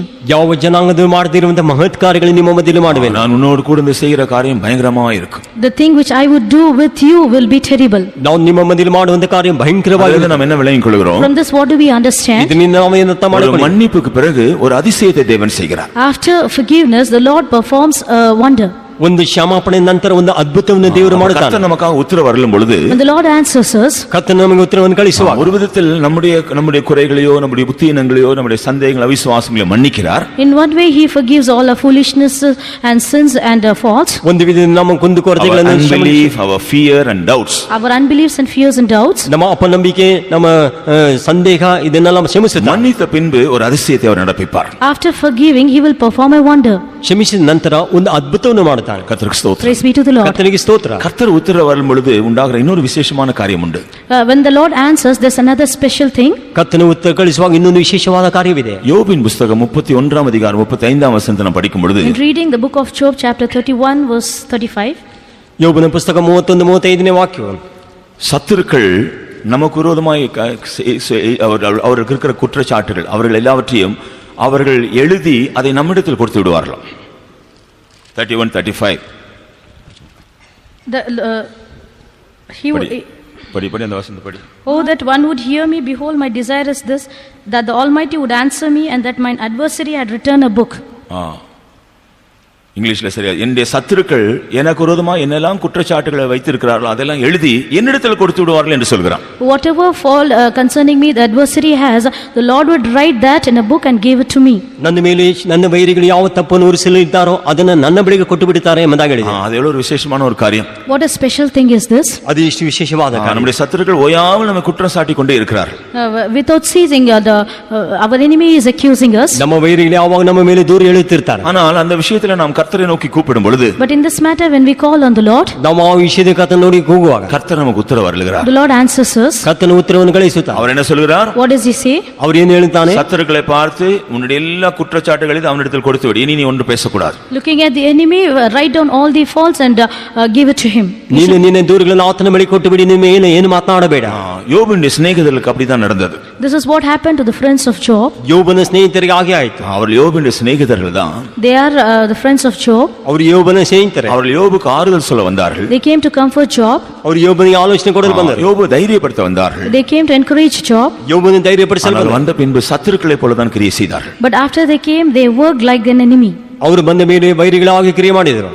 குற்றம் சாட்டி கொண்டே இருக்கிறார்கள். They kept accusing him. ತಪ್ಪು ಹೊರಿಸುತ್ತಲೇ ಇದ್ದರು. கடைசியில கர்த்தர் உத்தரவு அருளினார். Finally, the Lord answered them. ಕಡೆಯದಾಗಿ ಕರ್ತನ ಉತ್ತರವನ್ನು அவர் ದಯಪಾಲಿಸಿ சத்துருக்களை பார்த்து சொல்றார், Looking at the adversary, he says, ಅವರು ವೈರಿ ನೋಡಿ ಹೇಳುತ್ತಾನೆ, நீங்கள் எல்லாரும் இந்த தாசனாகி யோபினிடத்தில் போங்கள். You all go to my servant Job. ನೀವು ನನ್ನ ದಾಸನಾದ ಯೋಬನ ಬಳಿಗೆ ಹೋಗಿರಿ. அதன் அர்த்தம் என்ன? What do you mean by this? ಅದರ ಅರ್ಥವೇನು? நீங்க இது வரைக்கும் பேசினதுக்கெல்லாம் போய் அப்பாலஜி பண்ணுங்க. So until what you have spoken, go and apologize for this. ಇದುವರೆಗೂ ನೀವು ಮಾತನಾಡಿ ಹೋಗಿ ಅವನ ಹತ್ರ ಕ್ಷಮಾಪಣೆ ಕೇಳಿ. அப்பொழுது அவன் உங்களுக்காக வேண்டுதல் செய்வான், நான் உங்களை உங்களுடைய தவறுக்கு ஏற்றபடி நடத்தாமல் இருப்பேன். Then he shall plead for thee, then I will not lead you according to your will foolishness. not lead you according to your foolishness. ಆಗ ಅವನು ನಿಮಗಾಗಿ ವಿಜ್ಞಾಪನೆ ಮಾಡುವನು, ನಾನು ನಿಮ್ಮ ಮೇಲೆ ಕೇಡನ್ನು ಬರಮಾಡುವುದಿಲ್ಲ. அதுதான் அங்க நடந்தது. That is what happened here. ಅದೇ ಅಲ್ಲಿ ನಡೆದಿರೋದು. இந்த சத்துருக்கள் போய் யோபனிடத்துல நாங்கள் ஒண்ணுமே செய்யல, ஏதாவது நாம சில நேரத்துல மன்னிப்பு கேட்கறது போல கேட்டிருந்தா யோபு சும்மா இருந்திருப்பானா? So as we ask forgiveness, if these adversaries would have asked him, would Job keep silent? ನಾವು ಕ್ಷಮಾಪಣೆ ಕೇಳುವ ರೀತಿ ಯೋಬನ ಬಳಿಗೆ ಸ್ನೇಹಿತರು ಹೋಗಿ ಕೇಳಿದ್ರೆ ಯೋಬು ಸುಮ್ಮನೆ ಇರುತ್ತಿದ್ನ? சில வேளையில ரெண்டு பேருக்கு மனஸ்தாபம் வந்து அவர்களை சமாதானப்படுத்த போகும் பொழுது, So when two of them have a peacelessness between them, and when we go to make peace between them, ಇಬ್ಬರಿಗೆ ಮನಸ್ತಾಪ ಬಂದು ನಾವು ಯಾವ ಸಮಾಧಾನ ಪಡಿಸಲು ಹೋದ್ರೆ ரெண்டு பக்கத்துலயும் தப்பு இருக்கும். there would be fault between on either side. ಎರಡು ಕಡೆ ತಪ್ಪು ಇರುತ್ತದೆ. சரி, நீங்க ஒருத்தர் மன்னிப்பு கேட்டு ஐக்கியப்படுங்கன்னு சொன்னா, So if you would say forgive one another and be reconciled, ನೀವು ಒಬ್ಬರಿಗೊಬ್ಬರು ಕ್ಷಮಾಪಣೆ ಕೇಳಿ ಐಕ್ಯವಾಗಿ ಅಂತ ಹೇಳಿದ್ರೆ, ஏதாவது தப்பு செஞ்சிருந்தா மன்னிச்சுக்கோ. if I have done any fault, forgive me. ನಾನು ಏನಾದ್ರು ತಪ್ಪು ಮಾಡಿದ್ರೆ ಕ್ಷಮಿಸಿಕೋ. தப்பு செஞ்சதுனால பிரச்சனையே வந்தது, செஞ்சிருந்தா மன்னிச்சுக்கோனா பதினே அர்த்தம் என்ன? It is because they have committed fault, there is problem. If you say if there is any fault, forgiveness, what is the meaning of this? ತಪ್ಪು ಮಾಡಿದಕ್ಕೆ ಕ್ಷಮ, ಇದು ಸಮಸ್ಯೆ ಉಂಟಾಗಿದೆ. இந்த மாதிரி யோபுடைய சிநேகிதர் போய் நாங்க பேசினதெல்லாம் தப்பா இருந்தா தயவு செய்து மன்னிச்சுக்கோ அப்படின்னு சொல்லியிருந்தா யோபு அவளுக்காக வேண்டியது செய்ய முடியாது. In this way, if Job's servants friends would have said that if there is any faultiness, forgive us, Job could have done nothing to them. ಯೋಬನ ಸ್ನೇಹಿತರು ಹೋಗಿ ಏನಾದ್ರು ತಪ್ಪು ಮಾಡಿದ್ರೆ ಕ್ಷಮಿಸಿಕೊ ಅಂತ ಹೇಳಿದ್ರೆ ಯೋಬನ ವಿಜ್ಞಾಪನೆ ಮಾಡುತ್ತಿರಲಿಲ್ಲ. யோபின் புத்தகத்தில் இந்த காரியம் எழுதப்பட்டிருக்கிறபடினால, It is because this thing is written in the book of Job. ಯೋಬನ ಪುಸ್ತಕದಲ್ಲಿ ಈ ಕಾರ್ಯ ಬರೆಯಲ್ಪಟ್ಟ ನಿಮಿತ್ತವಾಗಿ என்ன செய்திருக்க வேண்டும்? What should he have done? ಅವನು ಏನು ಮಾಡಿರಬೇಕು? என்னெல்லாம் யோபுக்கு விரோதமா பேசணும் அதெல்லாம் எழுதி யோபுட்ட அவங்க சப்மிட் பண்றாங்க. So whatever they spoke against Job, they had to write and submit it to Job. ಯೋಬನ ವಿರೋಧವಾಗಿ ಯಾವ ಯಾವ ಕಾರ್ಯಗಳು ಬರೆದಿರ್ತಾರೋ ಅದನ್ನು ಬರೆದು ಅವನ ಕೈಯಲ್ಲಿ ಕೊಟ್ಟು, இனிமேல் நாங்கள் அதை பேச மாட்டோம். Hereafter- இது அடையாளம் தான். This is a sign that we will not speak anymore about this. ಇನ್ನು ಮೇಲೆ ಇದನ್ನು ನಾವು ಮಾತನಾಡಿಲ್ಲ, ಅದೇ ಅದ್ರ ಗುರುತು. யோபுடனே பேசி கர்த்தரிடத்தில் அவன் வேண்டுதல் செய்தான். Job prayed unto the Lord. ಯೋಬನ ಕೂಡ ಕರ್ತನ ಬಳಿಗೆ ಪ್ರಾರ್ಥಿಸಿದ. சிநேகிதருக்கு இரக்கம் கிடைத்தது, யோபுக்கும் விடுதலை கிடைத்தது. His friends received mercy and Job received deliverance. ಯೋಬನ ಸ್ನೇಹಿತರಿಗೆ ಕ್ಷಮಾಪಣೆ ಉಂಟಾಯಿತು, ಇವನಿಗೆ ಬಿಡುಗಡೆ கர்த்தர் ಉಂಟಾಯಿತು. உத்தரவு வரும் பொழுது சத்துருக்கள் அவர்கள் நமக்கு விரோதமா இருக்கிற எல்லா காரியங்களையும் எழுதி நம்மிடத்தில் கொடுத்து விடுவார்கள். So when the Lord answers us, the adversary would write all those things which is against us and give give it to us. ಕರ್ತನ ಉತ್ತರವನ್ನು ಕಳಿಸುವಾಗ ವೈರಿಗಳು ತಮ್ಮ ಕಾರ್ಯಗಳನ್ನು ಬರೆದು ನಮ್ಮಲ್ಲಿ ಅವರಿಗೆ ಕ್ಷಮಾಪಣೆ ಕೊಡುತ್ತಾರೆ. கர்த்தர் சொல்றார், நான் அவன் என்னை நோக்கி கூப்பிடுவான், நான் அவனுக்கு உத்தரவு அருள்வேன். The Lord says that he shall call upon me and I will answer him. ಕರ್ತನು ಹೇಳ್ತಾನೆ, ಅವರು ನನ್ನ ನೋಡಿ ಕೂಗುತ್ತಾನೆ, ನಾನು ಅವನಿಗೆ ಬಿಡಿ ಉತ್ತರವನ್ನು ಕೊಡುವೆ. அது ಮಾತ್ರಮಲ್ಲ, Not only that, ಅದು ಮಾತ್ರವಲ್ಲ, அவன் என்னை நோக்கி கூப்பிடும் பொழுது when we call upon him, ನಾನು ಅವನ ನೋಡಿ ಕೂಗುವ, நான் அவனோடு கூட ஆபத்தில் இருந்து தப்புவிப்பேன். I will deliver them from trouble.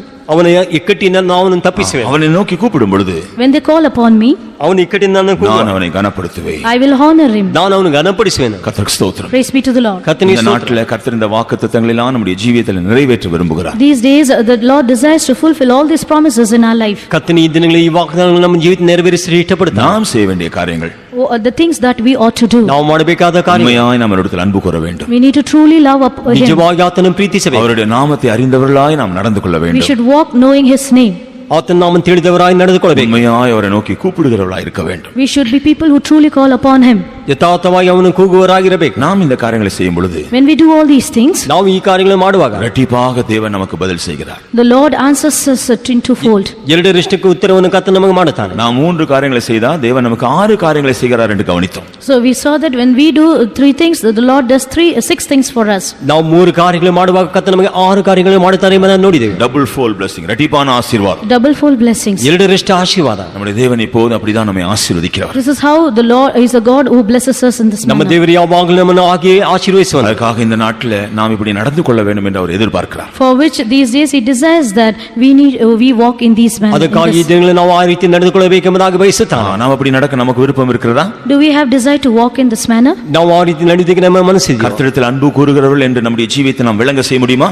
Can we manifest ourselves saying that we love the Lord truly? ಕರ್ತನನ್ನು ಪ್ರೀತಿಸುವವರು ಎಂಬುದಾಗಿ ನಮ್ಮ ಜೀವಿತದಲ್ಲಿ ಪ್ರಕಟಿಸಲು ಸಾಧ್ಯವಾ? கர்த்தருடைய நாமத்தை அறிந்தவர்கள் என்று நாம் நம்முடைய ஜீவியத்தில் விளங்க செய்ய முடியுமா? In our life, can we manifest saying that we have known his name? ಕರ್ತನ ನಾಮವನ್ನು ತಿಳಿದವರು ಎಂಬುದಾಗಿ ನಮ್ಮ ಜೀವಿತದಲ್ಲಿ ನಾವು அவரை நோக்கி ತೋರಿಸಬೇಕು. கூப்பிடுகிறவர்கள் என்று நாம் நம்முடைய ஜீவியத்தில் விளங்க செய்ய முடியுமா? Can we manifest in our lives that we have call upon him? ಆತನ ನೋಡಿ ಕೂಗುವವರು ಎಂಬುದಾಗಿ ನಮ್ಮ ಜೀವಿತದಲ್ಲಿ ನಾವು ತೋರ್ಪಡಿಸಲು ಸಾಧ್ಯವಾ? கர்த்தர் எல்லா ஆசீர்வாதங்களையும் நமக்கு வாக்கு பண்ணி இருக்கிறார். If that is so, the Lord has promised all blessings. ಈ ಎಲ್ಲ ಆಶೀರ್ವಾದವನ್ನು ಕರ್ತನು ನಮ್ಮ ವಾಗ್ದಾನ ಮಾಡಿದ್ದಾನೆ. நாம் கண்களை மூடுவோம். Let's all close eyes. ನಾವು ಕಣ್ಣುಗಳನ್ನು ಮುಚ್ಚೋಣ. கர்த்தருடைய சமூகத்தில் நம்ம தாழ்த்துவோம். Let's humble ourselves in the presence of God. ಕರ್ತನ ಸನ್ನಿಧಾನವನ್ನು ತಗ್ಗಿಸೋಣ. கர்த்தர் நம்முடைய ஜீவியத்தில் எதிர்பார்க்கிறதை செய்ய நாம் தீர்மானம் செய்வோம். Let us take a decision to do that which the Lord expects from us. ಕರ್ತನ ನಮ್ಮ ಜೀವಿತದಲ್ಲಿ ನೋಡುವಂತ ಕಾರ್ಯಗಳನ್ನು ಮಾಡುವುದಕ್ಕೆ ತೀರ್ಮಾನಿಸೋಣ. தீர்மானம் செய்து அதை செய்வதற்கு அவசியமான கிருபைக்காக கர்த்தரை நோக்கி நாம் கூப்பிடுவோம். Let us make a decision and cry out to the Lord for his mercy to do that which we have decided. ತೀರ್ಮಾನ ಮಾಡಿ ಅದಕ್ಕೆ ಬೇಕಾದ ಕೃಪೆಯಿಂದ ದಯಪಾಲಿಸುವುದಕ್ಕಾಗಿ ಕರ್ತನ ನೋಡಿ ನಾವು இந்த காரியங்களை எல்லாம் செய்ய வேண்டும் என்று நம்முடைய ஜீவியத்தில் எதிர்பார்க்கிற கர்த்தர்,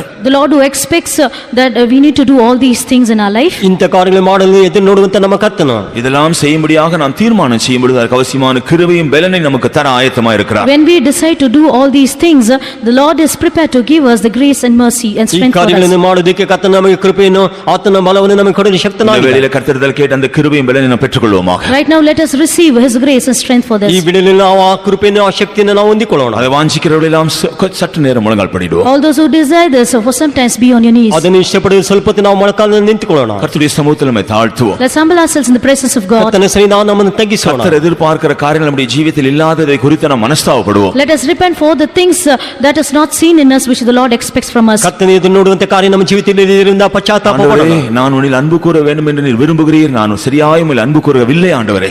Lord, you desire that I should love thee, but I have not properly loved thee. ಕರ್ತನೇ, ನೀ ನನ್ನನ್ನು ಪ್ರೀತಿಸಬೇಕೆಂಬುದಾಗಿ ಬಯಸುತ್ತೀಯ, ಅದನ್ನು ನಿಜವಾಗಿ ಪ್ರೀತಿಸಲಿಲ್ಲ. நான் உம்முடைய நாமத்தை அறிந்திருக்க வேண்டும் என்று நீர் விரும்புகிறீர், ஆனால் நான் அப்படி ஜீவிக்கவில்லை ஆண்டவரே. Lord, you desire that I should have known your name, but I did not live in this way. ನಿನ್ನ ನಾಮವನ್ನು ತಿಳಿಯಬೇಕೆಂಬುದಾಗಿ ನೀನು ಬಯಸಿದಿ, ಆದ್ರೆ ಆ ರೀತಿ ಜೀವಿಸಲಿಲ್ಲ. நான் உம்மை நோக்கி கூப்பிட வேண்டும் என்று நீர் விரும்புகிறீர், நான் சரியாக உம்மை நோக்கி கூப்பிடவில்லை. You desire that I should call upon you, but I did not rightly call upon you. ನೀನು ನನ್ನನ್ನು ನೋಡಿ ಕೂಗಬೇಕೆಂಬುದಾಗಿ ಬಯಸುತ್ತಿ, ಆದ್ರೆ ನಾನು ಸರಿಯಾಗಿ ನಿನ್ನ ನೋಡಿ ಬಯಸಿದ ஆனால் இனி வருகிற நாட்கள் அவைகளை செய்யும்படி நான் என்னை தாழ்த்துகிறேன். But in the coming days, I humble myself to do this. ಆದ್ರೆ ಮುಂದಿನ ದಿನಗಳಲ್ಲಿ ನಾವು ಆ ರೀತಿ ಮಾಡಲು ನಾನು அவைகளை செய்யும்படியாக நான் தீர்மானம் செய்கிறேன். I decide to do this. ಅದನ್ನು ಮಾಡುವುದಕ್ಕೆ ತೀರ್ಮಾನಿಸಿದ್ದೇನೆ. அதற்காக உம்முடைய சமூகத்தில் என்னை ஒப்பு கொடுக்கிறேன். for which I surrender myself in your presence. ಅದಕ್ಕಾಗಿ ನಿನ್ನ ಸನ್ನಿಧಾನವನ್ನು ಒಪ್ಪಿಸಿಕೊಡುತ್ತೇನೆ. உம்முடைய கிருபையை தாரும், Give me your grace. ನಿನ್ನ ಕೃಪೆಯನ್ನು ಕೊಡು, உம்முடைய பலனை தாரும். Give me your strength. ನಿನ್ನ ಬಲವನ್ನು ಕೊಡು. நாம் அப்படி சொல்லி கர்த்தரிடத்தில் கேட்போம் என்றால், Saying so, if we would ask the Lord, ನಾವು ಈ ರೀತಿ ಹೇಳಿ ಕರ್ತನ ಬಳಿ இந்த ಕೇಳುವುದಾದರೆ வேளையிலே ஆண்டவருடைய விசேஷமான கிருபை நம்ம மேல் வந்து இறங்கும். right now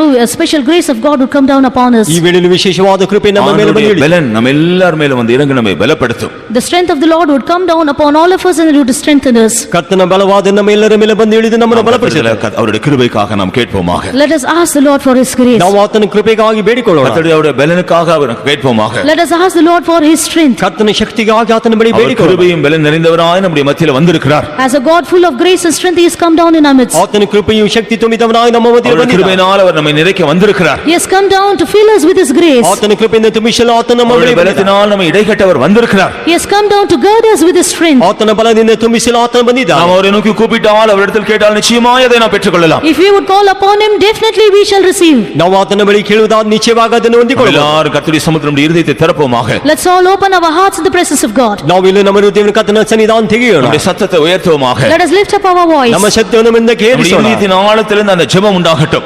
From the depth of our heart, let that prayer be ನಮ್ಮ offered. ಹೃದಯದ ಆಳದಿಂದ ಆ ಪ್ರಾರ್ಥನೆ ಮೇಲೆ ஆண்டவரே, ಕೇಳಿ. உம்முடைய கிருபை எனக்கு வேண்டும். Lord, I need your grace. ಕರ್ತನೇ ನಿನ್ನ ಕೃಪೆ ಬೇಕು. ஆண்டவரே, உம்முடைய பலன் எனக்கு வேண்டும். Lord, I need your strength. ಕರ್ತನೇ ನಿನ್ನ ಶಕ್ತಿ ನನಗೆ ಬೇಕು. நாம் கர்த்தரிடத்தில் கேட்போமாக. Let us ask the ನಾವು Lord. ಕರ್ತನ ಬಳಿ இந்த ಕೇಳೋಣ. வேளையிலே கர்த்தர் நம்மை அந்த கிருபையினால் பலத்தினால் நிறைக்க முடியாய் ஆயத்தமாக இருக்கிறார். Right now, the Lord is prepared to fill us with his grace and strength. ಕರ್ತನ ಈ ವೇಳೆಯಲ್ಲಿ ಆತನ ಕೃಪೆಯ ಶಕ್ತಿಯನ್ನು ತುಂಬಲು ಸಿದ್ಧನಾಗಿದ್ದಾನೆ. நாம் எல்லாரும் கர்த்தரிடத்தில் கேட்டதை நாம் பெற்றுக்கொள்வோமாக. Let's all ask the Lord and receive from the Lord. ನಾವೆಲ್ಲರೂ ಕರ್ತನ ಬಳಿ ಬೇಡಿಕೊಂಡು ಅದನ್ನು இதனால் ಹೊಂದಿಕೊಳ್ಳೋಣ. அவர் நம்மை விடுவிக்கிறவராய் இருப்பார். If that is so, he will be a God who delivers us. ಕರ್ತನ ಈ ವೇಳೆಯಲ್ಲಿ ನಮ್ಮ ಬಿಡಿಸಲು அவர் நம்மை ಶಕ್ತನು. உயர்ந்த அடைக்கலத்தில் வைக்கிறவராய் இருப்பார். He will be one who will place us on the lofty refuge. ಕರ್ತನ ಉನ್ನತ ಆಶ್ರಯದಲ್ಲಿ ಇಡಲು ಇದ್ದಾನೆ. அவர் நமக்கு மறு உத்தரவு அருளுகிறவராய் இருப்பார். He will be one who will answer us. ಆತನ ಸದ್ದುತ್ತರವನ್ನು ದಯಪಾಲಿಸುವವನಾಗಿದ್ದಾನೆ. ஆபத்து காலத்தில் நம்மோடு இருக்கிறவராக இருப்பார். He will be one who will be with us at times of trouble. ಕಷ್ಟ ಕಾಲದಲ್ಲಿ ಆತ ನಮ್ಮ ಸಂಗಡ அவர் நம்மை ಇರುವವನಾಗಿದ್ದಾನೆ. தப்புவிக்கிறவராக இருப்பார். He will be one who delivers us. ಆತ ನಮ್ಮನ್ನು ತಪ್ಪಿಸುವವನಾಗಿದ್ದಾನೆ. அவர் நம்மை கனப்படுத்துகிறவராய் He இருப்பார். will be one who will honor us. ಆತ ನಮ್ಮನ್ನು ಘನಪಡಿಸುವವನಾಗಿದ್ದಾನೆ. எல்லாரும் கர்த்தரிடத்தில் அந்த கிருபையும் பலனை பெற்றுக்கொள்வோமாக. Let's all receive that grace and strength from the Lord. ಎಲ್ಲರೂ ಆತನ ಬಳಿ ಕೃಪೆಯ ಶಕ್ತಿಯನ್ನು ನಾವು ಹೊಂದಿಕೊಳ್ಳೋಣ.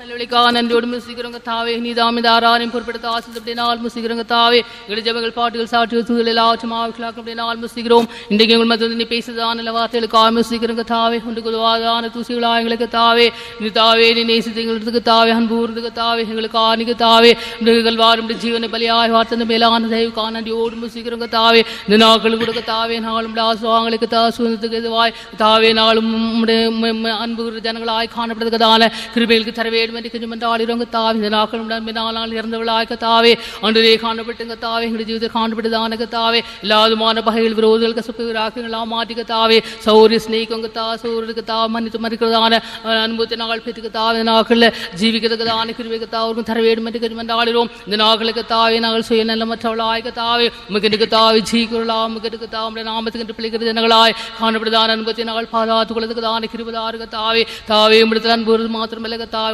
சத்தியத்தினால் கை கொண்டு கத்தாவே உம்முடைய சத்தியத்திற்கு போராடுகளாக தாவே சத்தியத்திற்கு தாவே ராய்க்கமலாக தாவே சத்தியத்தினால் பாதுகாக்கிற ஜனங்களாய் இந்த நாட்களை ஜீவிக்கிறதுக்கு தானே கிருபத்தை வேண்டும் என்று மன்றாடுகிறோம் தாவே தாவே நாங்கள் எப்பொழுது தாவே உம்முடைய நாமத்துக்கு தாவே தாவே நேசிக்கிற ஜனங்களாய் காணப்படுறதுக்கு தானே கிருபத்தை வேண்டும் என்று மன்றாடுகிறோம் தாவே அன்றே உம்முடைய நாமத்துக்கு தாவே நாங்கள் வைத்து காட்டுற ஜனங்களாய் காணப்படுறதுக்கு தானே அனுபவத்தை நாங்கள் பாதுகாத்துக்குள்ள கிருபத்தை வேண்டும் என்று மன்றாடுகிறோம் தாவே அன்றே ஏற்கனவே தாவே நாட்களுக்கு தாவே எப்பொழுதும் நம்பிக்கையுள்ள ஜனங்களாய் காணப்படுறதுக்கு தானே கிருபதாருக்கு தாவும் பயப்படுற பயத்தனால் நிறுவலாய் காணப்படுகிறவதாக தாவே இப்படி சமாதானத்தினால் சுசேஷமாக அறிவித்துக்க தாவே தாவே இப்படி சமாதானத்தை உண்டு பண்ணுகிற ஜனங்களாய் காணப்பட்டுக்க தாவே சமாதானம் பண்ணிகள் பாக்கியவர்கள் தேவனுடைய புத்திர என்று காணப்படுகிறான் அப்படினால நாளுடைய புத்திராய் விளக்கத்தக்கதாகத்தான் நாங்கள் ஜீவிக்கிறதான அனுபவத்தினால் பாதுகாத்துக்குள்ள கிருபதர் வேடுமைக்க தாவே தாவே தாவே உடைய நாமத்தை இறந்து விளைக்க தாவே தாவே நீ உயர்ந்த அடக்கத்தில் வைக்கிற தேவனாய் அப்படின்னால தாவே உடைய பலத்தினால் இருந்தவளாய் காணப்பட எங்களுக்கு கிருபதர் வேடும் என்று ஆளுகிறோம் உடைய வல்லமையினாலும் உடைய இறக்கத்திற்கு தாவே நாங்கள் பாடுகிற ஜனங்களாய் இந்த நாட்கள் காணப்படுகிறதாக தாவே நாங்கள் அசைவில்லாதவளாக தாவே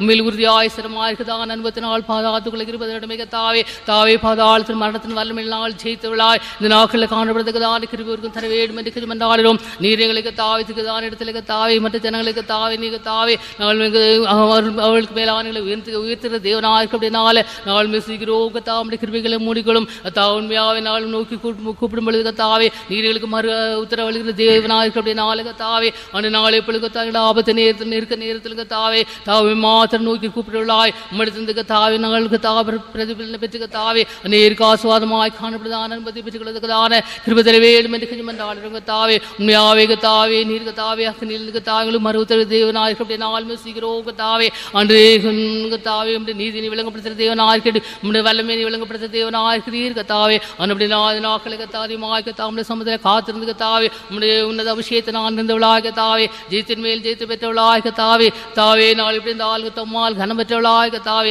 எங்களுக்கு வாக்கு பண்ணப்பட்டதான சுதந்திரத்துக்கு தாங்கள் பெற்றுக்கொள்வதற்கு தான கிருபை வேண்டும் என்று கொஞ்சம் மன்றாடுகிறோம். எங்கள் ஆவி ஆத்மா சரம் முற்றிலும் ஆம்ட கரத்தில் பிடிக்கிறோம். எல்லாவற்றையும் இயேசுவின் நாமத்தில் கேட்கிறோம் பிதாவே. ஆமென். நம்முடைய கர்த்தராகிய இயேசு கிறிஸ்துவின் கிருபையும் பிதாவாகிய தேவனுடைய அன்பு பரிசுத்த ஆவியானவருடைய ஐக்கியமும் நம்மோடும் எல்லா பரிசுத்தவான்களோடும் கர்த்தருடைய வருகை பரிந்தும் இருப்பதாக. ஆமென். ஹல்லேலூயா ஹல்லேலூயா ஹல்லேலூயா. எல்லாருக்கும் ஸ்தோத்திரம்.